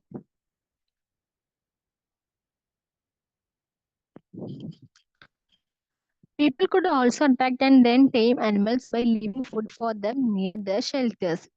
എങ്ങനെ? ഫുഡ് അവരുടെ ഷെൽട്ടറിന്റെ പുറത്ത് ഫുഡ് ഇട്ട് കൊടുത്തിട്ട് അനിമൽസിനെ അട്രാക്ട് ചെയ്യാൻ തുടങ്ങി. The first animal to be tame was the wild ancestor of the dog. ഏറ്റവും ആദ്യം ടേമായ അനിമൽ ഏതാണ്? ആൻസിസ്റ്റർ ഓഫ് ഡോഗ് ആണ്. ഡോഗ് ആണ് ഏറ്റവും ആദ്യം ടേമായ animal. Later people encourage animals that were relatively gentle to come near the camps where they lived. പിന്നെ എന്ത് ചെയ്തു? ആളുകള് ഈ അനിമൽസിനെ എൻകറേജ് ചെയ്യാൻ വേണ്ടി, അതായത് ഇവരുടെ വാസസ്ഥലത്തേക്ക്, ഇവർ താമസിക്കുന്ന അടുത്തേക്ക് കൊണ്ടുവരാനുള്ള കാര്യങ്ങളൊക്കെ ചെയ്തു. These animals such as sheep, goat, cattle and also the pig lived in herds and most of them ate grass. അപ്പൊ ഇതെന്ത് ചെയ്തു? അങ്ങനെ ഇവര് അനിമൽസിനെ ടേം ചെയ്തു. ഏതൊക്കെ അനിമൽസ് ആണ്? ഷീപ്പ്, ഗോട്ട്, കാറ്റിൽ, പിഗ്. അതൊക്കെ എന്ത് ചെയ്തു? ഇങ്ങനെ കൂട്ടിൽ വളരാൻ തുടങ്ങി. അതിൽ അധികം എന്താണ്, മോസ്റ്റ് ഓഫ് ദ അനിമൽസ് എന്താ കഴിച്ചുകൊണ്ടിരുന്നത്? ഗ്രാസ് ആണ് തിന്നുകൊണ്ടിരുന്നത്. Often people protected these animal from attack by other wild animals. This is how they became herders. അപ്പൊ എന്ത് ചെയ്തു? അപ്പൊ ഇങ്ങനെ ടൈം ചെയ്തെടുക്കണ അനിമൽസിനെ ഇവരെന്ത് ചെയ്യും? പ്രൊട്ടക്ട് ചെയ്യുമല്ലോ. അങ്ങനെ പ്രൊട്ടക്ട് ചെയ്ത് വൈൽഡ് അനിമൽസിൽ നിന്നൊക്കെ പ്രൊട്ടക്ട് ചെയ്യുന്നു. അങ്ങനെയാണ് എന്ത് ചെയ്ത്? പീപ്പിള് ഹേർഡേഴ്സ്, ഇടയന്മാരായിട്ട്, ഇടയന്മാരെന്ന് വെച്ചാൽ മൃഗങ്ങളെ മേയ്ക്കുന്ന രീതിയിലേക്ക് എത്തിയത്. ഓക്കെ, ഇനി നിങ്ങൾക്ക് ഒരു ക്വസ്റ്റ്യൻ തന്നിട്ടുണ്ട്, ജസ്റ്റ് തിങ്ക് ചെയ്യുക. Can you think of any reasons why the dog was perhaps the first animal to be termed?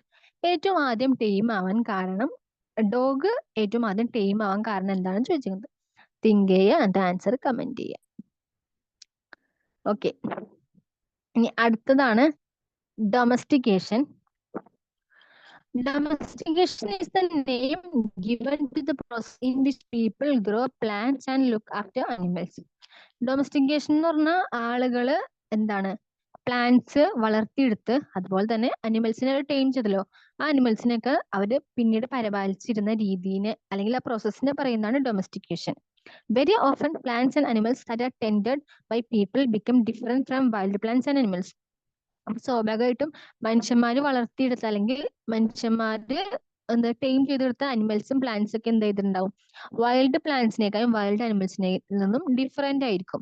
This is because people select plants and animals for domestication. കാരണം എന്താ? ഡൊമസ്റ്റിക്കേഷന് വേണ്ടി പ്ലാന്റ്സിനും അനിമൽസിനെയും select ചെയ്തിട്ടുണ്ടല്ലോ. അപ്പൊ അവരതനുസരിച്ച് എന്ത് ചെയ്യും? അതിനെ പരിപാലിക്കും. For example, they select those plant and animals that are not prone to disease. അതായത് എന്താ, ഇവരെങ്ങനത്തെ അനിമൽസിനെ ആൻഡ് പ്ലാന്റ്സിനെ സെലക്ട് ചെയ്യൂല, ഡിസീസ് പരത്തുന്നതായിട്ടുള്ള പ്ലാന്റ്സ് ആൻഡ് അനിമൽസിനെ സെലക്ട് ചെയ്യൂല. They also select plants that yield large size grains. അതുപോലെ തന്നെ എന്താണ്, ഇവരെ പിന്നെ എങ്ങനത്തെ പ്ലാന്റ്സ് ഒക്കെയാണ് സെലക്ട് ചെയ്യുന്നത്? ലാർജ് സൈസ് ഗ്രെയിൻ, വലിയ ഗ്രെയിൻസ് ഒക്കെ പ്രൊവൈഡ് ചെയ്യുന്ന ആൻഡ് ഹാവ് സ്ട്രോങ് സ്റ്റാക്സ്, വലിയ തണ്ടുകളൊക്കെ ഉള്ള പ്ലാന്റ്സ് ആണ് ഇവർ പ്രിഫർ ചെയ്യുള്ളൂ. Capable of bearing the weight of the ripe grain. എന്താണ്, ഈ പഴുത്ത് പാകമായി വരുന്ന ഗ്രെയിനെയൊക്കെ ബിയർ ചെയ്യാനുള്ള വെയിറ്റ് ഉള്ള പ്ലാന്റ്സ്, അതായത് നല്ല വലിയ പ്ലാന്റ്സ് ഒക്കെയാണ് ഇവര് എന്ത് ചെയ്യുള്ളൂ, വളർത്തിയെടുക്കുന്നുണ്ടായിരുന്നുള്ളൂ. Seeds from selected plants are preserved and sown to ensure that new plants and seed will have the same quality. അപ്പോ ചില സെലക്ടഡ് പ്ലാന്റ്സിന് ഇവർ എന്ത് ചെയ്യും, സീഡ്സ് ഒക്കെ പ്രിസർവ് ചെയ്ത് വെക്കും, എന്നിട്ട് അത് എന്ത് ചെയ്യും, സോൺ ചെയ്യും. സോൺ ചെയ്യാന്ന് വെച്ചാൽ അത് വിതക്കും. അതെന്തിനാ, ഇതുപോലത്തെ സെയിം ക്വാളിറ്റി ഉള്ള പ്ലാന്റ്സിനെ ഉണ്ടാക്കിയെടുക്കാൻ വേണ്ടിയായിരുന്നു. Amongst animalsന്റെ ഇടയിൽ those are relatively gentle are selected for breeding. കുറച്ച് കാമായിട്ടുള്ള ജെന്റിൽ ആയിട്ടുള്ള അനിമൽസിനാണ് എന്തിനെടുക്കുള്ളൂ, ബ്രീഡിങ്ങിന് വേണ്ടി സെലക്ട് ചെയ്യുള്ളൂ.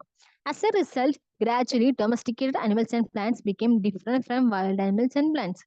അപ്പൊ സ്വാഭാവികമായിട്ടും എന്താണ്, ക്വാളിറ്റീസ് ഒക്കെ ഉള്ള അനിമൽസിനെയും പ്ലാന്റ്സിനെയൊക്കെയാണ് ഇവര് സെലക്ട് ചെയ്യുള്ളൂ. അല്ലെങ്കിൽ ഇവരെന്ത് ചെയ്യും, അങ്ങനത്തെ ക്വാളിറ്റി ഉള്ളത് ആക്കിയെടുക്കുമായിരുന്നു മനുഷ്യന്മാര്.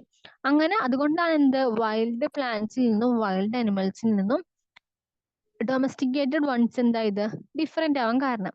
For example, the teeth and horns of wild animals are usually much larger than those of domesticated animals. ഈ എന്താണ്, വൈൽഡ് അനിമൽസിന്റെ ടീത്തിനേക്കായും ഹോണിനേക്കായും ചെറുതായിരിക്കും ഡൊമസ്റ്റിക്കേറ്റഡ് അനിമൽസിന്റെ ടീത്ത്സും ഹോൺസും. വൈൽഡ് അനിമൽസിന്റെ ആയിരിക്കും എന്താണ് കുറച്ചുകൂടി വലിയ ഹോൺസ് അല്ലെങ്കിൽ പല്ലുകളും കൊമ്പുകളും എന്നാണ് പറയുന്നത്. Look at these two sets of teeth. Which would you think belong to a wild pig and which to a domesticated one? നമ്മളിപ്പോ പറഞ്ഞ ഫാക്ട് അനുസരിച്ച് ഇതില് ലെഫ്റ്റ് സൈഡിലുള്ളത് ഡൊമസ്റ്റിക്കേറ്റഡ് അനിമൽ പിഗിന്റെ ടീത്തും റൈറ്റ് സൈഡിലുള്ളത് എന്താണ്, ഒരു വൈൽഡ് പിഗിന്റെ ടീത്തും ആയിരിക്കും. കാരണം വൈൽഡ് പിഗിന്റെ ടീത്ത് ആയിരിക്കും കുറച്ചുകൂടി ലാർജർ ഡൊമസ്റ്റിക്കേറ്റഡ് വൺസിനേക്കായും. ആ ഒരു ഫാക്ട് വെച്ച് അതായിരിക്കും. Domestication was a gradual process that took place in many parts of the world. Domestication എന്ത് ചെയ്തു, അതൊരു എന്താണ്, ഒരു സ്വാഭാവിക പ്രക്രിയ, അല്ലെങ്കിൽ എല്ലാവരും അതിനെന്ത് ചെയ്തു, ഫോളോ ചെയ്തു. എല്ലാവരും ഡൊമസ്റ്റിക്കേഷൻ ചെയ്യാൻ തുടങ്ങിയ ആളുകൾ. It began about 12,000 years ago. അത് എപ്പോഴാണ് തുടങ്ങിയത്, 12,000 years ago ആണ് തുടങ്ങിയത്. Virtually all the plants and animals produce that we use as food today is a result of domestication. അപ്പൊ അന്നത്തെ ആളുകൾ ഈ ഡൊമസ്റ്റിക്കേഷൻ ചെയ്തതിന്റെ റിസൾട്ട് ആയിട്ടാണ് നമ്മൾ എന്ത് ചെയ്യുന്നത്, ഇന്ന് നമ്മൾ ഉപയോഗിക്കുന്ന ഫുഡ്സും അനിമൽസും ഉണ്ടായത്. അപ്പോ എന്താണ്, ഈ അനിമൽസിനെ ഒന്നും ടൈം ചെയ്തില്ലെങ്കിൽ നമുക്ക് ഇതിനെ നമുക്ക് അല്ലെങ്കിൽ നമുക്ക് അതിനെ ഉപയോഗിക്കാനോ പറ്റില്ലായിരുന്നു, അനിമൽസ് ആവട്ടെ പ്ലാന്റ്സ് ആവട്ടെ. സോ അന്ന് ആളുകൾ ഡൊമസ്റ്റിക്കേറ്റ് ചെയ്തതിന്റെ റിസൾട്ടാണ് നമ്മൾ ഇന്ന് എൻജോയ് ചെയ്യുന്നത്. Some of the earliest plants to be domesticated were wheat and barley. ഏറ്റവും ആദ്യം ഡൊമസ്റ്റിക്കേഷന് വേണ്ടി എടുത്ത അല്ലെങ്കിൽ ഡൊമസ്റ്റിക്കേറ്റ് ചെയ്ത പ്ലാന്റ്സ് എന്ന് പറയുന്നത് വീറ്റും ബാർലിയാണ്. The earliest domesticated animals include sheep and goat. Domesticated അനിമൽസിൽ ഏറ്റവും ആദ്യം ഉള്ളത് ഷീപ്പും ഗോട്ടും ആണ്. ഓക്കെ, അത് വൺ വേർഡ് ചോദിക്കാം. ഏറ്റവും ആദ്യം ഡൊമസ്റ്റിക്കേറ്റ് പ്ലാന്റ്സിൽ ഇൻക്ലൂഡ് ആവുന്നത് വീറ്റും ബാർലിയും, ഏറ്റവും ഏർലിയസ്റ്റ് ആയിട്ട് ഡൊമസ്റ്റിക്കേറ്റ് ആവുന്ന അനിമൽസിൽ ഇൻക്ലൂഡ് ആവുന്നത് ഷീപ്പും ഗോട്ടും. ഇനി അടുത്തത് a new way of life, ഒരു പുതിയ രീതിയിലുള്ള ജീവിതത്തെ പറ്റിയാണ് പറയുന്നത്. If you plant a seed, ഇപ്പൊ നിങ്ങളൊരു സീഡ് നടുകയാണെങ്കിൽ you will notice that it takes some time to grow. നമുക്ക് എന്ത് ചെയ്യാൻ പറ്റും, അത് വളർന്നു വരുന്ന ടൈം കാണാൻ പറ്റും. അതായത് ഒറ്റയടിക്ക് നമ്മളൊരു സീഡ് ഇട്ട് കഴിഞ്ഞാൽ അത് പെട്ടെന്ന് തന്നെ ഗ്രോ ആവില്ല, ടൈം എടുക്കും അത് ഗ്രോ ആയി വരാൻ. This may be four several days, ചിലപ്പോൾ എന്ത് ചെയ്യും, കുറച്ച് ദിവസങ്ങൾ കൊണ്ടാകാം, വീക്സ് കുറച്ച് ആഴ്ചകൾ കൊണ്ടാകാം, മന്ത്സ് കുറച്ച് മാസങ്ങൾ കൊണ്ടാകാം, and in some cases yes ചിലപ്പോൾ എന്ത് ചെയ്യാം, കുറെ വർഷങ്ങൾ എടുക്കാം എന്ത് ചെയ്യാൻ, ഇതൊന്ന് കായ്ച്ചു വരാൻ. When people began growing plants, അപ്പൊ ആളുകൾ ഈ പ്ലാന്റ്സ് ഗ്രോ ചെയ്യാൻ തുടങ്ങിയപ്പോ it men that They had to stay in the same place for a long time, looking after the plants, watering, weeding, driving away animals and birds till the grain ripened. അപ്പോൾ സ്വാഭാവികമായിട്ടും ഇപ്പോ ആളുകൾ പണ്ടത്തെ നമ്മൾ ancient പീപ്പിളിനെ പറ്റിയാണ് പറയുന്നത്. അവരിപ്പോ ഒരു സീഡ് ഇട്ട് കഴിഞ്ഞാൽ ആ സീഡ് ഗ്രെയിൻ അല്ലെങ്കിൽ അത് മുളച്ച് ഫുഡിനുള്ള പരിവം ആയി വരാൻ കുറെ സമയം എടുക്കും. അപ്പൊ അത്ര നാൾ എന്ത് ചെയ്യേണ്ടി വന്നു? മനുഷ്യന്മാർക്ക് ആ സെയിം പ്ലേസ് തന്നെ സ്റ്റേ ചെയ്യേണ്ടി വന്നു. എന്തിനാ? അങ്ങനെ ഒരു സാധനം, ഒരു വിത്ത് വിതച്ചിട്ട് അവിടെ നിന്ന് മനുഷ്യന്മാര് മാറിക്കഴിഞ്ഞാൽ എന്ത് ചെയ്യും? ചിലപ്പോ ബേർഡ്സ് അതിനെ തിന്നും, ചിലപ്പോ അനിമൽസ് അത് നശിപ്പിക്കും, ചിലപ്പോ എന്ത് പറ്റും? അത് നശിച്ചു പോകും. അപ്പൊ അതിന് വെള്ളം ഒഴിച്ച് വളമൊക്കെ ഇട്ട് അതിനെ നോക്കാൻ വേണ്ടി എന്ത് ചെയ്തു? മനുഷ്യന്മാർക്ക് അവിടെ നിൽക്കേണ്ടതായിട്ട് വന്നു, സ്റ്റേ ചെയ്യേണ്ടതായിട്ട് വന്നു, സെയിം പ്ലേസിൽ തന്നെ. And then the grain had to be use carefully. എന്നിട്ട് എന്ത് ചെയ്തു? ആ ഗ്രെയിൻ ആയാൽ തന്നെ നമുക്ക് എന്ത് ചെയ്യാൻ പറ്റില്ല? ഒരു യൂസ്ലെസ് ആയിട്ട്, ഒരു ഉപയോഗശൂന്യമായിട്ട്, അല്ലെങ്കിൽ നമുക്കൊരു കെയർലെസ് ആയിട്ട് എന്ത് ചെയ്യാൻ പറ്റില്ല? അതിനെ യൂസ് ചെയ്യാൻ പറ്റില്ല. കെയർഫുള്ളി യൂസ് ചെയ്യണമായിരുന്നു ആ ഗ്രെയിൻസിനെ.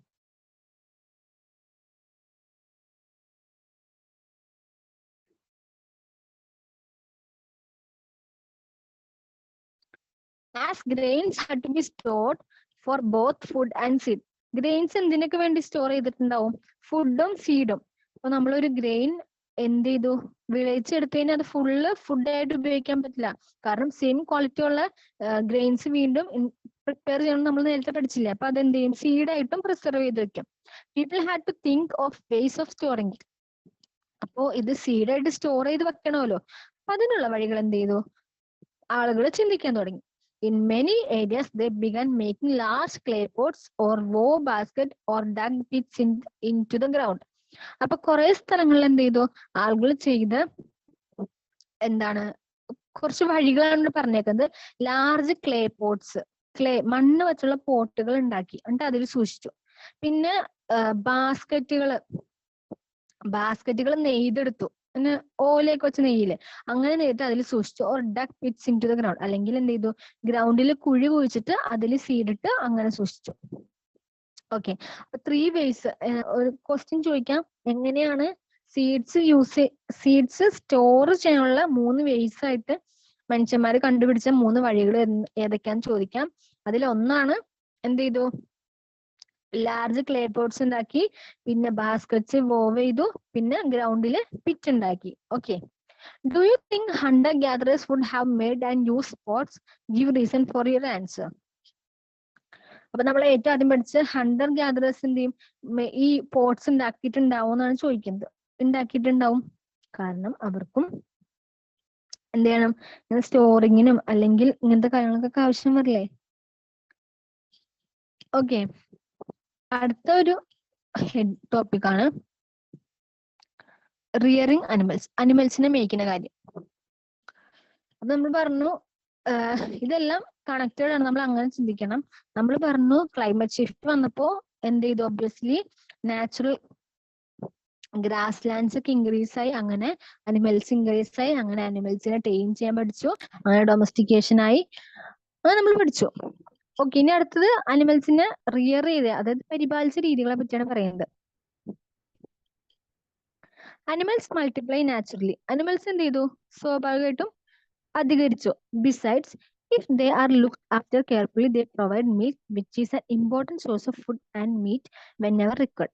അപ്പൊ അങ്ങനെ അതിനെ നന്നായിട്ട് പരിപാലിച്ചു കഴിഞ്ഞാൽ നമുക്ക് എന്ത് കിട്ടുമായിരുന്നു? അതെന്ത് കൊടുക്കുമായിരുന്നു? അനിമൽസ് ഒക്കെ മിൽക്ക് പ്രൊവൈഡ് ചെയ്യാറുണ്ട്, അതുപോലെ തന്നെ മീറ്റും പ്രൊവൈഡ് ചെയ്യും. റിക്വയർഡ് ആയിട്ടുള്ള സമയത്ത് മീറ്റും പ്രൊവൈഡ് ചെയ്യാറുണ്ട്. ഈ മിൽക്ക് എന്ന് പറഞ്ഞൊരു ഇമ്പോർട്ടൻറ്റ് സോഴ്സ് ഓഫ് ഫുഡ് ആയിരുന്നു. In other words, animals that are reared can be used as a store of food. അപ്പൊ വേറൊരു അർത്ഥത്തിൽ പറഞ്ഞ എന്താണ്? അനിമൽസിനെ റിയർ ചെയ്തത് വളരെ ഒരു ഉപകാരമായി എന്നാണ് പറയുന്നത്. കാരണം എന്ത് ചെയ്തു? അതൊരു ഫുഡ് സ്റ്റോർ ചെയ്യാനുള്ള ഒരു പ്ലേസ് ആയി മാറി. Storing of food, food store ചെയ്യാനുള്ളതല്ല, സ്റ്റോർ ഓഫ് ഈ ഫുഡിന്റെ ഒരു സ്റ്റോർ, ഫുഡിന്റെ ഒരു കലവറ തന്നെയായിട്ട് എന്ത് ചെയ്തു? അനിമൽസ് മാറി എന്നാണ് പറയുന്നത്. അതായത് മിൽക്ക് ഒരു important source of food habit ആയിരുന്നു. അപ്പൊ മിൽക്ക് കിട്ടും, പിന്നെ റിക്വയർഡ് ആയിട്ടുള്ള ടൈമിൽ എന്ത് ചെയ്യാം? അത് മീറ്റും നമുക്ക് ഉപയോഗിക്കാറുണ്ട്. അപ്പൊ ഒരു സ്റ്റോർ ഓഫ് ഫുഡ് ആയിരുന്നു എന്ത്? Animals. Apart from food, What are the other things that could have been obtained from animals? What are animals used for today? അപ്പോൾ ചോദിച്ചേക്കുന്നത് പിന്നെ വേറെന്തൊക്കെ ഉപയോഗത്തിനാണെന്നാണ് ചോദിച്ചേക്കുന്നത്. പിന്നെ നമ്മൾ പറഞ്ഞു ക്രോപ്സ് ഒക്കെ വിളയിക്കുന്നു പറയില്ലേ, അപ്പൊ അതിനൊക്കെ എന്തെങ്കിലും നിലം ഉഴുതാനൊക്കെ ഈ അനിമൽസിന് ഉപയോഗിക്കാം. പിന്നെ വൈൽഡ് ആനിമൽസിൽ നിന്ന് രക്ഷിക്കാനല്ല, വൈൽഡ് ആനിമൽസ് വരുമ്പോ ഒരു എന്താ സിഗ്നൽ തരാൻ ഈ അനിമൽസിനൊക്കെ ഉപയോഗിക്കാം. പിന്നെ ഫുഡ് സോഴ്സ് ആയിട്ടൊക്കെ ഉപയോഗിക്കാൻ പറ്റുമായിരുന്നു. ഓക്കെ,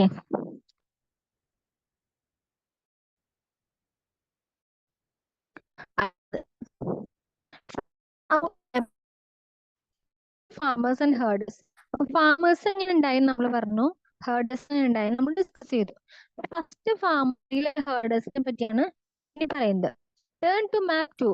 മാപ്പ് 2ലേക്ക് പോകാനാണ് പറയുന്നത്. You will notice a number of blue square. നമ്മൾ എന്ത് ചെയ്തു, കുറെ ബ്ലൂ സ്ക്വയർ അവിടെ കണ്ടില്ലേ. Each mark a site from where archaeologist have found evidence of early farmers and herders. അപ്പൊ ആ ബ്ലൂ സ്ക്വയർ ഏതാ നമ്മൾ പറഞ്ഞത്, നിയോലിത്തിക് ഏജ് എന്നാണ് നമ്മൾ പറഞ്ഞത്. ആ ബ്ലൂ സ്ക്വയർ പ്ലേസ് ഒക്കെ എന്താന്നാ പറയുന്നത്, സൈറ്റ്സ് ആണ്. സൈറ്റ് പ്ലേസസ് നമ്മൾ പറഞ്ഞു, സൈറ്റ്സ് ആണ്. എന്തെന്നുള്ള സൈറ്റ്സ്, ഫാമേഴ്സും ഹേർഡേഴ്സും ഉണ്ടായിരുന്നു എന്നുള്ള എവിഡൻസ് ഉള്ള സൈറ്റ്സ് ആർക്കിയോളജിസ്റ്റ് ഫൗണ്ട് ചെയ്ത സ്ഥലങ്ങളാണ് ആ ബ്ലൂ മാർക്ക് ചെയ്തേക്കുന്നത്. ഒന്നുകൂടി പറയാം, അതായത് early farmers and herders. Farmers എന്ന് വെച്ചാൽ കർഷകര്, ഹേർഡേഴ്സ് എന്ന് പറഞ്ഞാൽ മൃഗങ്ങളെ മേയ്ക്കുന്ന ആളുകൾ ഉണ്ടായിരുന്ന സ്ഥലങ്ങളാണ് എന്ത് ചെയ്തേക്കുന്നത്, ആ ബ്ലൂ സ്ക്വയറിൽ അവിടെ മാർക്ക് ചെയ്തേക്കുന്നത്. These are found all over the subcontinent full. ഏകദേശം ആ ഭാഗത്ത് എന്ത് ചെയ്തിട്ടുണ്ട്, ഇവരെ കണ്ടെത്തിയിട്ടുണ്ട്. Some of the most important ones are in the north west, in present Kashmir and in east of and south India. അതില് ഏറ്റവും ഇമ്പോർട്ടന്റ് ആയിട്ടുള്ള എവിടേക്കാണ്, നോർത്ത് വെസ്റ്റ് ഭാഗത്ത്. അതായത് ഇപ്പൊ പ്രസന്റ് കാശ്മീർ ഉള്ള സ്ഥലത്തും പിന്നെ ഈസ്റ്റിലും സദേൺ ഇന്ത്യയിലും ഒക്കെയാണ് അതിന്റെ ഒരു ഇമ്പോർട്ടന്റ് ആയിട്ടുള്ള പ്ലേസസ് വരുന്നത്. Okay, to find out whether these sites were settlements of farmers and herders, scientists study evidence of plants and animal spawns. അപ്പോ നമുക്കിങ്ങനെ കുറച്ച് സൈറ്റ്സ് കിട്ടി, അതായത് ഫാമേഴ്സ് ഹേർഡേഴ്സ് ഉള്ളതായിട്ടുള്ള സൈറ്റ്സ് കിട്ടി. അപ്പോ അവിടെ അതെന്താണ്, സയന്റിസ്റ്റ് ശാസ്ത്രജ്ഞര് ആ എവിഡൻസുകളെ പഠിക്കും, സ്റ്റഡി ചെയ്യും. എന്തിനാണ്, അത് ആ ഫാമേഴ്സിന്റെയും ഹേർഡേഴ്സിന്റെയും സെറ്റിൽമെന്റ് സ്ഥലങ്ങളാണ്. അവര് സ്ഥിരമായിട്ട് അവിടെ താമസിച്ചിരുന്നതാണോ എന്ന് അറിയാൻ വേണ്ടി സയന്റിസ്റ്റ് സ്റ്റഡി ചെയ്യുന്നതാണ് പറഞ്ഞേക്കുന്നത്. One of most exciting find include remain of burned grain. അപ്പൊ അതിൽ ഏറ്റവും എക്സൈറ്റിംഗ് ആയിട്ട് കിട്ടിയതെന്ന് വെച്ചാൽ ഗ്രെയിൻസ് കത്തിച്ചിട്ട് അതിന്റെ റിമെയിൻസ് കിടക്കുന്നതാണ്. This may have been burned accidentally or on purpose. ചിലപ്പോൾ എന്ത് ചെയ്യാം, അതൊരു ആക്സിഡന്റലി കത്തിപ്പോയതായിരിക്കാം ആ ഗ്രെയിൻസ് കത്തേന്റെ റിമൈനിങ്സ് വന്നത്. അല്ലെങ്കിൽ ചിലപ്പോ അവരെന്ത് ചെയ്യാം, purposely ആളുകൾ കത്തി എന്നാണ് പറയുന്നത്. Identify these grains, so we know that a number of crops grown in the part of the subcontinent. അപ്പൊ സൈനികളെ ഈ ഗ്രെയിൻസ് കണ്ടുപിടിച്ച കാരണം നമുക്ക് എന്ത് മനസ്സിലായി, സബ്കോണ്ടിന്റെ പല ഭാഗത്തും ക്രോപ്സ് ഗ്രോൺ ചെയ്യണ്ടെന്ന് മനസ്സിലായി. They can also identify the bones of different animals. അപ്പൊ അതുപോലെ ഡിഫറെന്റ് അനിമൽസിന്റെ ബോൺസും എന്ത് ചെയ്തിട്ടുണ്ട്, ഡിസ്കവർ ചെയ്തിട്ടുണ്ട്. അപ്പൊ ഇതൊക്കെ എന്താ മനസ്സിലാക്കി തരുന്നത്, പല അനിമൽസിന്റെ ബോൺസ് ഡിസ്കവർ ചെയ്തെന്ന് പറയുമ്പോൾ നമുക്ക് മനസ്സിലാക്കാം എന്ത്, ആ അനിമൽസ് ഒക്കെ അവരുടെ ഡൊമസ്റ്റിക്കേഷനിൽ പെട്ടിരുന്ന അനിമൽസ് ആണ്. അതുപോലെ കുറെ പ്ലാന്റ്സിന്റെ റിമൈനിങ്സ് ഒക്കെ കണ്ടുപിടിച്ചെന്ന് പറയുമ്പോൾ, അല്ലെങ്കിൽ ബേൺ ചെയ്ത ഗ്രെയിൻസ് ഒക്കെ കിട്ടിയെന്ന് പറയുമ്പോൾ നമുക്ക് എന്താ മനസ്സിലാക്കാം, അതൊക്കെ അന്നത്തെ ആളുകൾ ഉപയോഗിച്ചിരുന്ന ഫുഡിന് വേണ്ടി ഉപയോഗിച്ചിരുന്ന ഐറ്റംസ് ആണെന്ന് നമുക്ക് മനസ്സിലാക്കാം. ഓക്കെ, നമ്മൾ ഇത്ര നേരം ഹണ്ടിങ്, ഗ്യാതറിങ്, പിന്നെ ഫയറിനെ ഒക്കെ പറ്റിയാണ് പറഞ്ഞത്. ഇനി നമ്മൾ പറയാൻ പോകുന്നത് സെറ്റിൽ ആവാൻ പോവാണ് ആളുകള്. ഡൊമസ്റ്റിക്കേഷൻ എങ്ങനെയാന്ന് പഠിച്ചു, അതുപോലെ അനിമൽസ് ചെയ്യാൻ പഠിച്ചു, ക്രോപ്സ് ഗ്രോ ചെയ്യാൻ പഠിച്ചു, അങ്ങനെയൊക്കെ പഠിച്ചു. അങ്ങനെ അതെല്ലാം പഠിച്ചു കാരണം ഒരു സെറ്റിൽഡ്, ഒരു പെർഫെക്റ്റ് ആയിട്ടുള്ള ഒരു സെറ്റിൽഡ് എന്ന് പറയുമ്പോ എല്ലാം കൊണ്ടും എന്താണ്, ഒരു സുഖകരമായ ജീവിതത്തിലേക്ക് ആളുകൾ കടക്കാൻ പോവാണ്, ടുവേർഡ്സ് എ സെറ്റിൽഡ് ലൈഫ്. അപ്പൊ അതെങ്ങനെയാണെന്ന് നമുക്ക് നോക്കാം. Archaeologists have found traces of huts or houses at some site. അപ്പൊ ചില സൈറ്റിൽ ആർക്കിയോളജിസ്റ്റ് എന്താ കണ്ടുപിടിച്ചേക്കുന്നത്, ഈ ഹട്ടുകള്, കുടിലുകൾ, അതുപോലെ വീടുകളുടെ ഒക്കെ ട്രേസ്, അവശിഷ്ടങ്ങൾ കണ്ടുപിടിച്ചിട്ടുണ്ട്. For instance in Burzahom in present Kashmir. ഇപ്പത്തെ കാശ്മീരിലുള്ള ബുർസാഹോം എന്ന് പറഞ്ഞ സ്ഥലത്ത് പീപ്പിൾ ബിൽഡ് പിറ്റ് ഹൗസസ്. ആളുകൾ പിറ്റ് ഹൗസസ്, ഈ കുഴി ചെറിയ വീടുകൾ ഉണ്ടാക്കിയിട്ടുണ്ട്. Which were dug into the ground. എങ്ങനെയാ വീട് ഉണ്ടാക്കിയിരിക്കുന്നത്? ഗ്രൗണ്ടിലേക്ക് ഡഗ് ചെയ്ത്, അതായത് ഗ്രൗണ്ട് ഇങ്ങനെ കുഴിച്ചിട്ട് അങ്ങനെ ഒരു വീട് ഉണ്ടാക്കിയേക്കാം. With steps leading into them. എന്നിട്ട് ഗ്രൗണ്ടിൽ നിന്ന് ആ വീട്ടിലേക്ക് സ്റ്റെപ്പ് ഇട്ടേക്കുക. അതായത് കുഴിയുടെ ഉള്ളിൽ എന്താ ചെയ്തിട്ട് വീട് ഉണ്ടാക്കിയേക്കാം. അങ്ങനത്തെ വീടുകൾ കണ്ടുപിടിച്ചിട്ടുണ്ട്. These may have provided shelter in cold weather. അപ്പൊ ഇതെന്തിനായിരിക്കും ഉപയോഗിച്ചിട്ടുണ്ടാവുക? കോൾഡ് വെതറിൽ, തണുത്ത കാലാവസ്ഥയിൽ അവർക്ക് ഷെൽട്ടർ ആയിട്ട് അവർ ഉപയോഗിച്ചതായിരിക്കാം ഇങ്ങനത്തെ വീടുകൾ. Archaeologist have also found cooking hertz both inside and outside the huts. പിന്നെ ആർക്കിയോളജിസ്റ്റ് എന്തൊക്കെ കണ്ടുപിടിച്ചിട്ടുണ്ട്? കുക്കിംഗ് ഹെർത്ത്. ഹെർത്ത് എന്ന് വെച്ചാൽ അടുപ്പുകൾ. ഈ ഹട്ടുകൾ കണ്ടുപിടിച്ചെന്ന് പറഞ്ഞല്ലോ. ഈ ഹട്ടുകളുടെ ഇൻസൈഡും ഔട്ട്സൈഡും, അകത്തും പുറത്തും ഇതുപോലത്തെ കുക്കിംഗ് ഹെർട്സ് എന്ത് ചെയ്തു? ആർക്കിയോളജിസ്റ്റുകൾ കണ്ടുപിടിച്ചിട്ടുണ്ട്. Which suggest that depending on the weather people could cook food either indoor or outdoor. അപ്പൊ ഇതിന് എന്താ മനസ്സിലാക്കണെന്ന് വെച്ചാൽ ആളുകൾ എന്ത് ചെയ്യുമായിരുന്നു? വെദർ അനുസരിച്ച് മഴക്കാലത്തൊക്കെയാണെങ്കിൽ എന്ത് ചെയ്യും? ഇൻസൈഡ് കൊണ്ടുപോയി കുക്ക് ചെയ്യും. ഇപ്പൊ ഒരു നല്ല ചൂടുള്ള സമയത്താണ് ഇൻസൈഡ് കുക്ക് പറ്റാത്തതുകൊണ്ടായിരിക്കാം ചിലപ്പോ ഔട്ട്സൈഡ് കുക്ക് ചെയ്യുന്നത്. അപ്പൊ ഇങ്ങനെ ഈ ഹട്ട്സിന്റെ ഇൻസൈഡ് ആൻഡ് ഔട്ട്സൈഡ് ഹെർത്ത് കണ്ടുപിടിച്ചത് എന്ത് മനസ്സിലാക്കി തന്നു നമുക്ക്? അവര് ഇങ്ങനെ വെതർ ചേഞ്ച് അനുസരിച്ച് ഇൻസൈഡ് ആയിട്ടും ഔട്ട്സൈഡ് ആയിട്ടും ഫുഡ് കുക്ക് ചെയ്യുമായിരുന്നു. ഓക്കെ. ഇനി stone tools have been found from many site as well. അതുപോലെ തന്നെ സ്റ്റോൺ ടൂൾസും കണ്ടുപിടിച്ചിട്ടുണ്ട്. കല്ല് വെച്ചുള്ള എന്ത് ആയുധങ്ങള്. ടൂൾസ് എന്ന് വെച്ചാൽ ആയുധങ്ങളല്ല, അത് വെച്ച് ഉപയോഗിക്കാൻ പറ്റിയ സ്റ്റോൺ ടൂൾസ്, ഉപകരണങ്ങളൊക്കെ. Many of these are different from the earlier Paleolithic tools and that is why they are called Neolithic. നമ്മളിപ്പോ പറഞ്ഞുകൊണ്ടിരിക്കുന്ന ഏത് ഏജിനെ പറ്റിയാ? നിയോലിത്തിക് ഏജിനെ പറ്റിയാണ്. പാലിയോലിത്തിക് ഏജിൽ എന്ന് വെച്ചാൽ ആളുകൾ ഒട്ടും ഡെവലപ്പ് ആയിട്ടില്ല. ഹണ്ടിങ് ഗാദറിങ് തന്നെയാണ് അവർക്ക് ഫുഡ് ഉണ്ടാക്കാറുണ്ട്. നിയോലിത്തിക് എന്ന് പറയുമ്പോൾ കുറച്ചുകൂടി ന്യൂ ആയിട്ട് ആളുകൾ ചിന്തിക്കാൻ തുടങ്ങിയതിന്റെ ഫലമായിട്ട് ഫാമേഴ്സ് ഉണ്ടായി, പിന്നെ ഹെർഡേഴ്സ് ഉണ്ടായി, അതുപോലെ ഡൊമസ്റ്റിക്കേഷനെ പറ്റി പഠിച്ചു. അങ്ങനെ കുറെ കാര്യങ്ങൾ പഠിച്ചു. ഇവിടെ പറയുന്നത് പാലിയോലിത്തിക് ഏജിൽ ഉണ്ടായ ടൂൾസിനേക്കാളും കുറെ ഡിഫറൻസ് എന്ത് ചെയ്തിട്ടുണ്ട്? നിയോലിത്തിക് ഏജിൽ ടൂൾസിന് വന്നിട്ടുണ്ടെന്നാണ് പറയുന്നത്. These include tools that were polished to give fine cutting edge and mortars and pestles used for grinding grain and other plant produce.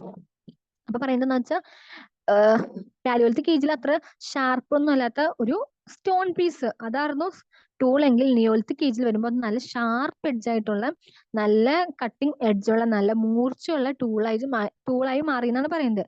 അങ്ങനെ ടൂളാക്കി മാറ്റാൻ എന്ത് ചെയ്തു? മനുഷ്യർക്ക് പറ്റി. Mortars and pestles are used for grinding grain even today. Mortars and pestles എന്ന് പറഞ്ഞാൽ ഈ ആട്ടുകല്ലൊക്കെ ഇല്ലേ, അത് അമ്മിക്കല്ല് ആട്ടുകല്ലൊക്കെയാണ് പറയുന്നത്. അതൊക്കെ നല്ല ഫൈൻ ഷേപ്പുള്ള, നല്ല ഫൈൻ എഡ്ജുള്ള സ്റ്റോൺ ടൂൾസ് അല്ലേ?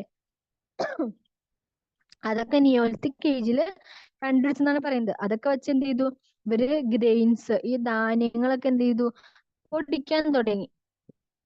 സെവറൽ തൗസൻഡ് ഇയേഴ്സ് ലേറ്റർ, പിന്നെ ഒരു 1000 വർഷം കഴിഞ്ഞപ്പോ at the same time tools of palaeolithic types continue to be made and used and remember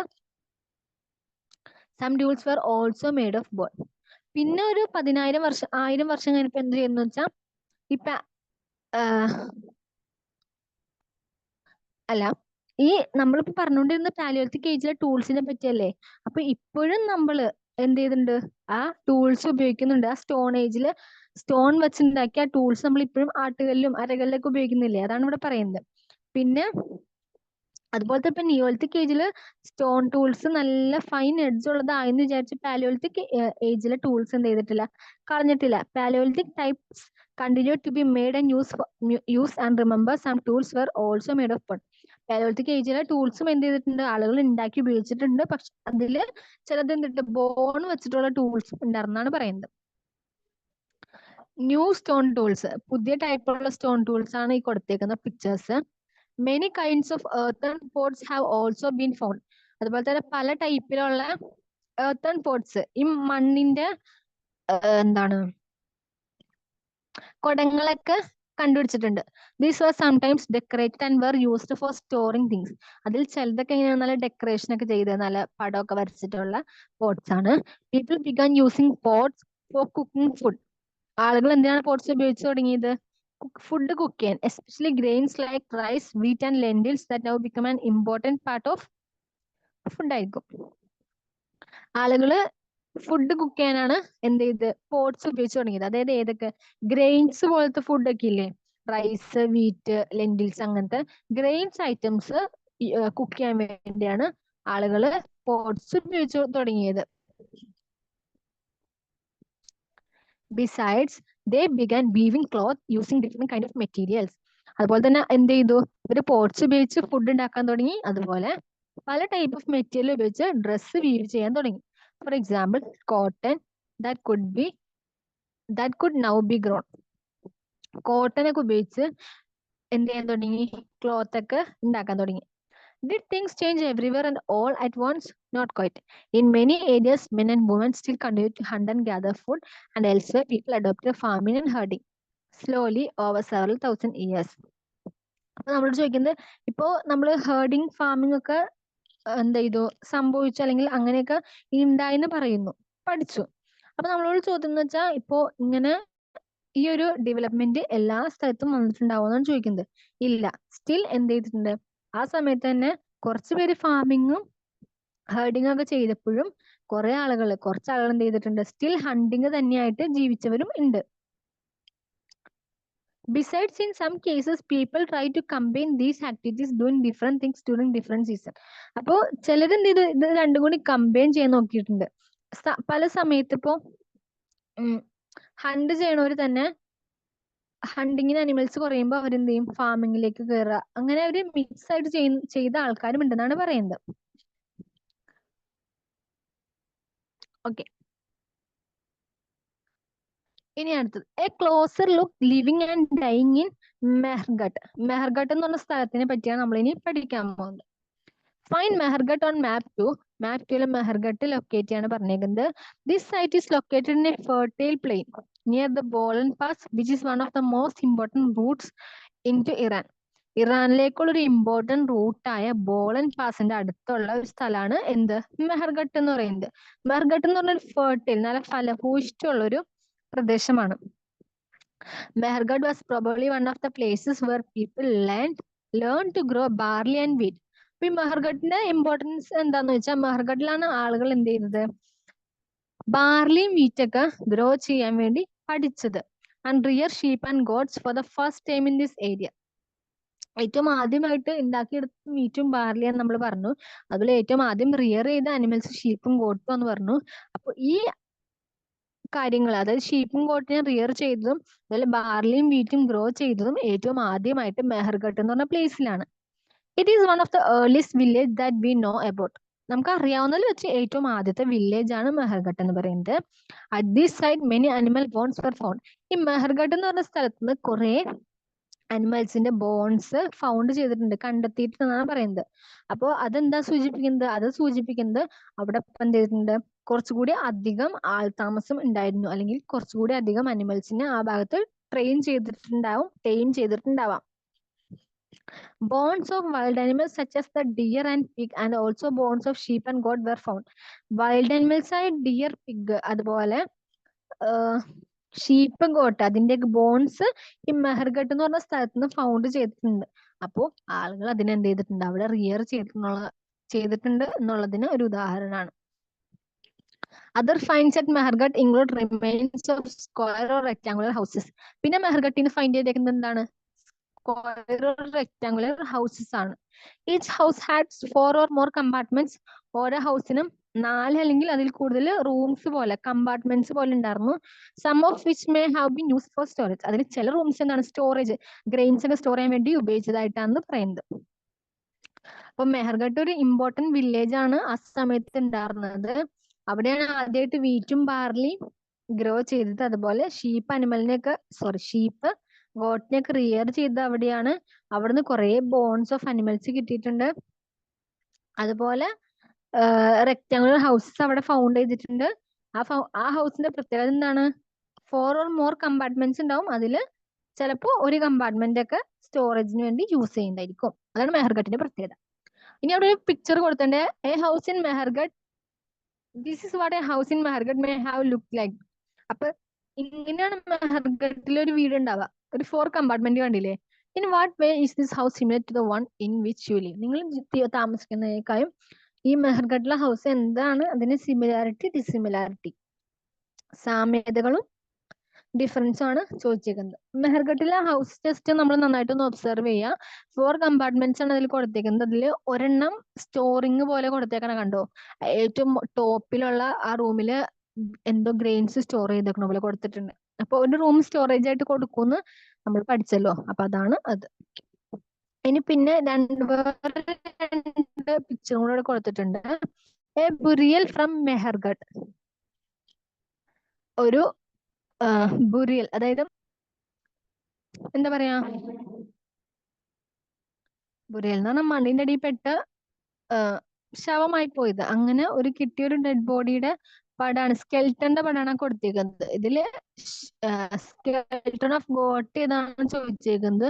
ഇതില് സ്കെൽട്ടൺ ഓഫ് ഗോട്ട് ഏതാണ് ഐഡന്റിഫൈ ചെയ്യാൻ പറ്റും. അത് ഏറ്റവും താഴെ ഉള്ളതാന്ന് തോന്നുന്നു സ്കെൽട്ടൺ ഓഫ് ഗോട്ട്. ഈ ബ്ലാക്കില് ഈ താഴെ വരുന്നത്. അപ്പൊ നമ്മൾ മനസ്സിലാക്കേണ്ടത് അവിടെ എന്ത് ചെയ്തിട്ടുണ്ട്, ഇങ്ങനത്തെ സ്കെൽട്ടൺ ഒക്കെ കിട്ടിയിട്ടുണ്ട്, കുറെ സ്കെൽട്ടൻസ് കിട്ടിയിട്ടുണ്ട്. അപ്പൊ അത് സൂചിപ്പിക്കുന്നത് എന്താണ്, അവിടെ ഷീപ്സ്, ഗോഡ്സ് ഒക്കെ ഉണ്ടായിരുന്നു, ധാരാളമായിട്ട് ടൈം ചെയ്തു എന്നാണ്. When people die, their relative and friends generally pay respect to them. സ്വാഭാവികമായിട്ടും ആളുകൾ മരിച്ചു കഴിയുമ്പോൾ എന്ത് ചെയ്യും, അവരുടെ റിലേറ്റീവ്സ് അല്ലെങ്കിൽ ഫ്രണ്ട്സ് അവരെ റെസ്പെക്ട് ചെയ്യും. People look after them perhaps in the belief that there is some form of life after death. അപ്പൊ അവർക്ക് വേണ്ടിയുള്ള കർമ്മങ്ങൾ, കാര്യങ്ങളൊക്കെ ചെയ്യും. കാരണം എന്താണ്, അവരുടെ വിശ്വാസം എന്താണ്, ഡെത്തിന് ശേഷം ഒരു ലൈഫ് എന്നുള്ള വിശ്വാസത്തിൽ ചില കാര്യങ്ങളൊക്കെ ചെയ്യും. Burial is one such arrangement. Burial എന്ന് പറഞ്ഞാൽ എന്താണ്, അങ്ങനെ ഒരു അറേഞ്ച്മെന്റ് ആണ്. Several burial sites have been found at Mehrgarh. മെഹർഗഡില് ധാരാളം ബുരിയൽ സൈറ്റ്സ് കണ്ടെത്തിയിട്ടുണ്ട്. In one instance the dead person was buried with goat which were probably meant to serve as food in the next world. അപ്പൊ ഈ ബുരിയൽ എന്ന് പറഞ്ഞാൽ നമുക്കറിയാം ശവസംസ്കാരം എന്നൊക്കെ പറയില്ലേ, അങ്ങനെ ഉള്ളൊരു സംഭവമാണ്. ഈ മെഹർഗഡിൽ അത് ഉണ്ടായിരുന്നു എന്നാണ് പറയുന്നത്. മെഹർഗഡില് അവരെന്ത് ചെയ്യും, അവർക്ക് ഡെത്ത് കഴിഞ്ഞിട്ട് ഒരു ലൈഫ് ഉണ്ടെന്ന് അവർ വിശ്വസിച്ചിരുന്നു. അപ്പൊ നമുക്ക് ഈ ആ പടത്തിൽ തന്നെ കാണാം, ഒരു മാന്റെ സ്കെൽറ്റൻ അവിടെ കൊടുത്തിട്ടുണ്ട്. അതിന്റെ കൂടെ തന്നെ എന്ത് ചെയ്തിട്ടുണ്ട്, ഒരു മാന്റെ സ്കെൽറ്റൻ അവിടെ കൊടുത്തിട്ടുണ്ട്. അതിന്റെ കൂടെ 2-3 അനിമൽസിന്റെ സ്കെൽറ്റനും കൊടുത്തിട്ടുണ്ട് ആ പിക്ചറിൽ. അപ്പൊ ഇതെന്താ സൂചിപ്പിക്കണെന്ന് വെച്ചാൽ, അവരുടെ വിശ്വാസം അനുസരിച്ച് ഇവരെന്ത് ചെയ്യുന്ന വെച്ചാൽ ഈ മാന്റെ സ്കെൽറ്റന്റെ കൂടെ ഡെഡ് അനിമൽസിന്റെ അല്ലെങ്കിൽ ഗോട്ടിന്റെ ഒക്കെ എന്ത് ചെയ്യും, ബുരി ചെയ്യും, അല്ലെങ്കിൽ അവിടെ അടക്കും. എന്ന് വെച്ചാൽ ഈ ഡെത്ത് കഴിഞ്ഞിട്ട് ചെല്ലുന്ന വേൾഡില് ഇവർക്കുള്ള ഫുഡായിട്ട് ഈ ഗോട്ട് മാറാൻ വേണ്ടിയാണ് അങ്ങനെ ചെയ്യണമെന്ന് ഒരു ബിലീഫാണത്. ആ മെഹർഗഡിലുള്ള ആളുകളുടെ ബിലീഫാണ്. അപ്പൊ ഇതൊക്കെ ഫൗണ്ട് ചെയ്യുമ്പോൾ ഇങ്ങനെ സ്കെൽട്ടൻസ് ഒക്കെ ഈ ഒരു രീതിയിൽ ഫൗണ്ട് ചെയ്തിട്ടുണ്ട്. അപ്പോ ആ ഒരു ബിലീഫ് വെച്ചിട്ട് അവരെന്ത് ചെയ്യുന്ന വെച്ചാൽ ഈ ആളുകൾ അടക്കുമ്പോ, ശവസംസ്കാരം നടത്തുമ്പോ ഈ അവർക്കുള്ള ഡെത്ത് കഴിഞ്ഞിട്ടുള്ള വേൾഡിലുള്ള ഫുഡായിട്ട് ഈ ഗോഡ്സിനെയും എന്താണ് അവരുടെ കൂടെ ഇടുന്നാണ് പറഞ്ഞിരിക്കുന്നത്. ഓരോരുത്തരുടെ ഓരോ ബിലീഫ് അനുസരിച്ചാണത്. ഓക്കെ അപ്പൊ ഇങ്ങനെ ചാപ്റ്റർ ക്ലോസ് ആയേക്കാണ്, കഴിഞ്ഞു. ഇത് ലെറ്റ്സ് റീകോൾ ഉണ്ട്. Hunters gatherers choose to live in cave and rock shelter because എന്തിനാ അവര് റോക്കും കേവ് ഒക്കെ എടുത്തത്, ഷെൽട്ടർ എടുത്തത്, പ്രൊട്ടക്ട് ഫ്രം, അവർക്ക് എന്താണ് സൺ, വിൻഡ്, റെയിൻ, പിന്നെ വൈൽഡ് ആനിമൽസ് അറ്റാക്ക് എന്നൊക്കെ പ്രൊട്ടക്ട് ചെയ്യാൻ വേണ്ടിയാണ്. ഗ്രാസ് ലാൻഡ്സ് ഡെവലപ്ഡ് അറൌണ്ട് എത്ര ഇയർ മുമ്പാണ് ഗ്രാസ് ലാൻഡ് ഡെവലപ്പ് ചെയ്തതെന്ന് find out, check. Okay, why do people who grow crops have to stay in the same place for a long time? എന്താ question വെച്ചാൽ, crop grow ചെയ്യുന്നവര് എന്തിനാണ് ഒരു സ്ഥലത്ത് തന്നെ കുറെ ടൈം സ്റ്റേ ചെയ്തെന്നാണ് ചോദിക്കുന്നത്. നമ്മൾ പറഞ്ഞു, ഒരു ക്രോപ്പ് അല്ലെങ്കിൽ ഒരു സീഡ് ഇട്ട് കഴിഞ്ഞാൽ അതെന്ത് ചെയ്യും, അത് ഗ്രോ ചെയ്യുന്നവരെ, അല്ലെങ്കിൽ ഗ്രോ ചെയ്യാൻ ചിലപ്പോൾ സെവറൽ ഡേയ്സ് എടുക്കാം, സെവറൽ വീക്സ് എടുക്കാം, സെവറൽ മന്ത്സ് എടുക്കാം, ഈവൻ സെവറൽ ഇയേഴ്സ് വരെയും എടുക്കാം. അപ്പൊ അത്രയും സമയം അതിനെ വാട്ടറിങ് ചെയ്ത് വീഡിങ് ചെയ്ത് അതായത് വെള്ളം ഒഴിച്ച് വളമിട്ട് അതിനെ നന്നാക്കി കൊണ്ടുവരണം. അനിമൽസിന്റെ അറ്റാക്കിൽ നിന്നൊക്കെ രക്ഷിച്ച് കൊണ്ടുവരണമെങ്കിൽ എന്ത് ചെയ്യണം? മാൻ അവിടെ സ്റ്റേ ചെയ്യണം. അതുകൊണ്ടാണ് അങ്ങനെ സ്റ്റേ ചെയ്തത്. Okay, third question. Why do archaeologists think that many people who lived in Mehergarh were hunters to start with and that herding became more important later? എന്തുകൊണ്ടാണ് ആർക്കിയോളജിസ്റ്റ് ചിന്തിക്കാൻ കാരണം? ഈ മെഹർഗഡിൽ അധികം ആളുകളും ഹണ്ടേഴ്സ് ആണെന്ന് പറയാൻ കാരണം എന്താണ്? അവിടുത്തെ ഫൗണ്ടിങ്സ് വെച്ചിട്ടാണ്. അവിടെ ഫൗണ്ട് ചെയ്തതില് ബോൺസ് അധികവും ഷീപ്പ്, അതുപോലെ എന്താണ് ഗോഡ്സിന്റെ ഒക്കെ ബോൺസ് കിട്ടിയിട്ടുണ്ട്. അതുപോലെ ബേൺഡ് ഗ്രെയിൻസ് കിട്ടിയിട്ടുണ്ട്. അപ്പൊ അതിന്റെ ഒരു എന്താണ് ബേസിക്സില്, അതിന്റെ ഒരു രീതിയിൽ ആർക്കിയോളജിസ്റ്റിന്റെ ഒരു എന്താണ് ഒരു പോയിന്റ് ആണ് എന്ത്? മെഹർഗട്ടില് മോസ്റ്റ് എന്തായിരിക്കും? ഹണ്ടേഴ്സും ഹേർഡേഴ്സും ആയിരിക്കും എന്നുള്ളത്. ഓക്കെ, അപ്പൊ ഇതാണ് ഈ ചാപ്റ്ററിലെ ക്വസ്റ്റ്യൻ ആൻസർ ജസ്റ്റ് ഡിസ്കസ് ചെയ്താണ്. അപ്പൊ നമുക്ക് ജസ്റ്റ് ഒന്നും കൂടി നോക്കാം. ഒരു ഓവറോൾ ഇതാണ്. Hunting gathering to growing food ആണ് നമ്മുടെ ചാപ്റ്റർ. അതിൽ നമ്മൾ ഫസ്റ്റ് പഠിച്ചത് ഹണ്ടേഴ്സ് ഗ്യാദേഴ്സ് പല സ്ഥലത്തേക്ക് മൂവ് ചെയ്യും എന്നുള്ളതായിരുന്നു. അതിനുള്ള 4 റീസൺസ് പറഞ്ഞു. ഒന്ന്, ക്രോപ്പ് തീരുന്നതനുസരിച്ച് അവർ മൂവ് ചെയ്യും. പിന്നെ അനിമൽസിനെ ഫോളോ ചെയ്തിട്ട് അവർ മൂവ് ചെയ്യും. പിന്നെ എന്താണ് തേർഡ്, ഫ്രൂട്ട്സിന്റെയും പ്ലാന്റ്സിന്റെ സീസൺ അനുസരിച്ചും, അതുപോലെ ഫോർത്ത് എന്ന് പറഞ്ഞാൽ വാട്ടറിന്റെ സീസൺ അനുസരിച്ചും അവർ മൂവ് ചെയ്യും എന്നുള്ളതായിരുന്നു. നിങ്ങൾ ജസ്റ്റ് അത് റീകോൾ ചെയ്യാൻ ശ്രമിക്കുക. എന്റെ കൂടെ ഞാൻ പറയുന്നതിന്റെ കൂടെ നിങ്ങളും പറഞ്ഞു നോക്കാം. ഓക്കെ, പിന്നെ നമ്മൾ ഇതിനെപ്പറ്റി എങ്ങനെ അറിയും? ആർക്കിയോളജിസ്റ്റുകളാണ് ഇതിനെപ്പറ്റി ഫൗണ്ട് ചെയ്യുന്നത്. അപ്പൊ അങ്ങനെ സ്റ്റോണുകളെ പറ്റി, സ്റ്റോൺ ടൂൾസ് ഒക്കെ ഫൗണ്ട് ചെയ്തിട്ടുണ്ട്. അപ്പൊ അതിനെ പറ്റി പറഞ്ഞു. പിന്നെ മാപ്പില് കുറച്ച് സ്ഥലങ്ങൾ നമ്മൾ ലൊക്കേറ്റ് ചെയ്തു. അതില് പാലിയോലിത്തിക് സൈറ്റ്സ്, നിയോലിത്തിക് സൈറ്റ്സ്, അങ്ങനെ കുറച്ച് സൈറ്റുകളൊക്കെ ലൊക്കേറ്റ് ചെയ്തിട്ടുണ്ട്. അതിൽ പാലിയോലിത്തിക് സൈറ്റ്സ് അധികവും റിവർ ബേസ് അല്ലെങ്കിൽ റിവറിന്റെ ബാങ്ക്സിലാണ് വരുന്നത്. അതെന്താണെന്ന് വെച്ചാൽ അവർക്ക് വാട്ടർ ആവശ്യമുള്ളതുകൊണ്ടാണ്. പിന്നെ റോക്ക് പെയിന്റിങ്സിനെ പറ്റി പറഞ്ഞു. റോക്ക് പെയിന്റിങ്സ് എന്ന് വെച്ചാൽ ആളുകൾ ആ സമയത്ത് അവർ ജീവിച്ചിരുന്ന ജീവിത ശൈലിയൊക്കെ ഫുൾ അവർക്ക് നോട്ട് ചെയ്ത് വെക്കാൻ പറ്റില്ല. സോ അവരെന്ത് ചെയ്യും? പെയിന്റിങ്സിന്റെ രൂപത്തിൽ വരച്ചു വെക്കുമായിരുന്നു. അങ്ങനെയാണ് പെയിന്റിങ്സ് ഉണ്ടാവുന്നത്.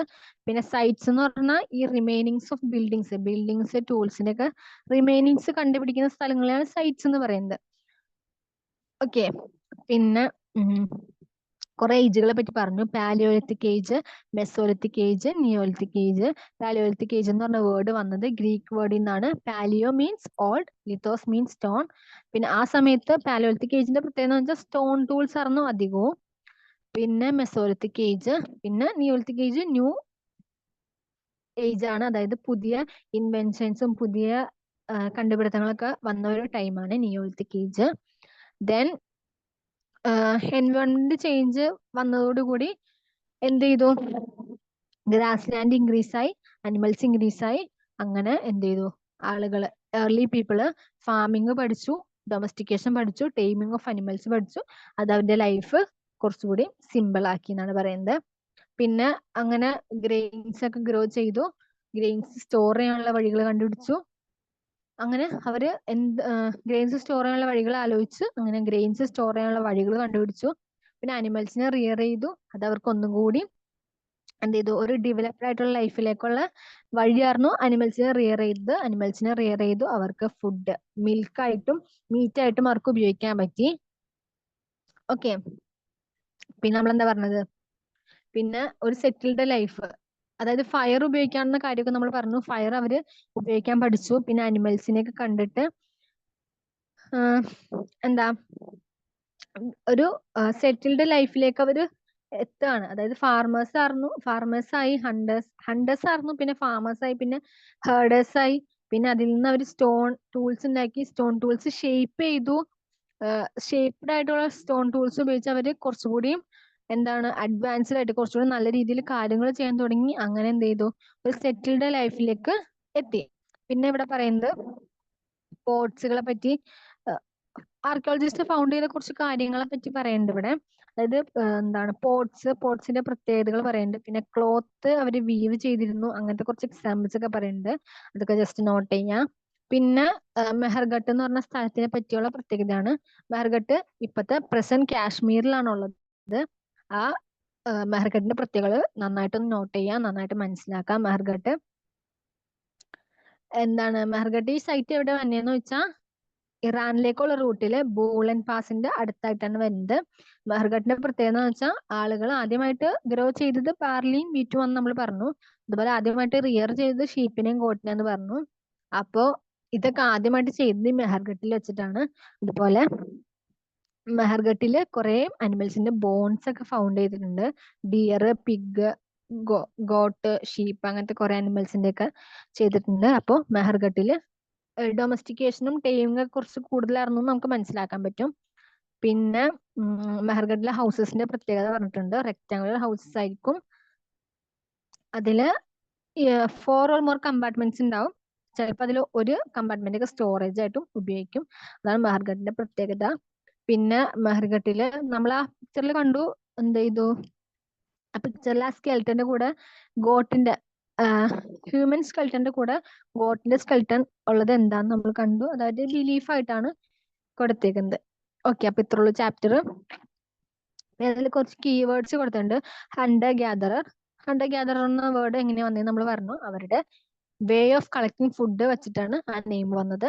പിന്നെ സൈറ്റ് എന്ന് പറഞ്ഞാൽ റിമെയിൻസ് ഓഫ് ബിൽഡിങ്സ്, പിന്നെന്താ food, plants and animals found ചെയ്യുന്ന പ്ലേസസിനെയാണ് സൈറ്റ്സ് എന്ന് പറയുന്നത്. ഹാബിറ്റേഷൻ എന്ന് പറഞ്ഞാൽ അവിടെ അവരുടെ ജീവിതശൈലി, ഫാക്ടറി. പിന്നെ പാലിയോലിത്തിക് എന്ന് പറഞ്ഞാൽ ഓൾഡ് ഏജ്, സ്റ്റോൺ ഏജിനെയാണ് പാലിയോലിത്തിക് ഏജ് എന്ന് പറയുന്നത്. മെസോലിത്തിക് എന്ന് പറഞ്ഞാൽ അത് കഴിഞ്ഞിട്ടുള്ള ഏജ് ആണ്. പിന്നെ മൈക്രോലിത്തിക് എന്ന് പറഞ്ഞാൽ ടൈനി സ്റ്റോൺസിനെയാണ് മൈക്രോലിത്തിക് എന്ന് പറയുന്നത്. ഡൊമസ്റ്റിക്കേഷൻ എന്ന് പറഞ്ഞാൽ അനിമൽസിനെ ടൈം ചെയ്ത് അതിനെ റിയർ ചെയ്തതാണ് ഡൊമസ്റ്റിക്കേഷൻ. പിന്നെ ഫാമേഴ്സ് ആയത് നമ്മൾ പഠിച്ചു. ഹേർഡേഴ്സ് ആയത് എങ്ങനെ പഠിച്ചു. പിന്നെ നിയോലിത്തിക് എന്ന് പറഞ്ഞാൽ ന്യൂ ഏജ് ആണ്. ന്യൂ ഏജിൽ വന്ന അഡ്വാൻസ്മെന്റ്, ന്യൂ ഏജിൽ വന്ന മാറ്റങ്ങളൊക്കെ നമ്മൾ പഠിച്ചു. സ്റ്റോൺ ടൂൾസിന്റെ കാര്യത്തിലായാലും ഹൗസസിന്റെ കാര്യത്തിലായാലും ടൈമിങ്ങിന്റെ കാര്യത്തിലായാലും ഫുഡിന്റെ കാര്യത്തിലായാലും ഒക്കെ വന്ന മാറ്റങ്ങൾ നമ്മൾ പഠിച്ചു. പിന്നെ ബുരിയൽസിനെ പറ്റി, അതായത് ഇങ്ങനെ അടക്കുന്നതിനെ പറ്റി, ശവസംസ്കാരങ്ങളൊക്കെ പറ്റി പഠിച്ചു. ഇതൊക്കെയാണ് ഇതിലെ കീ വേർഡ്സ് എന്ന് പറയുന്നത്.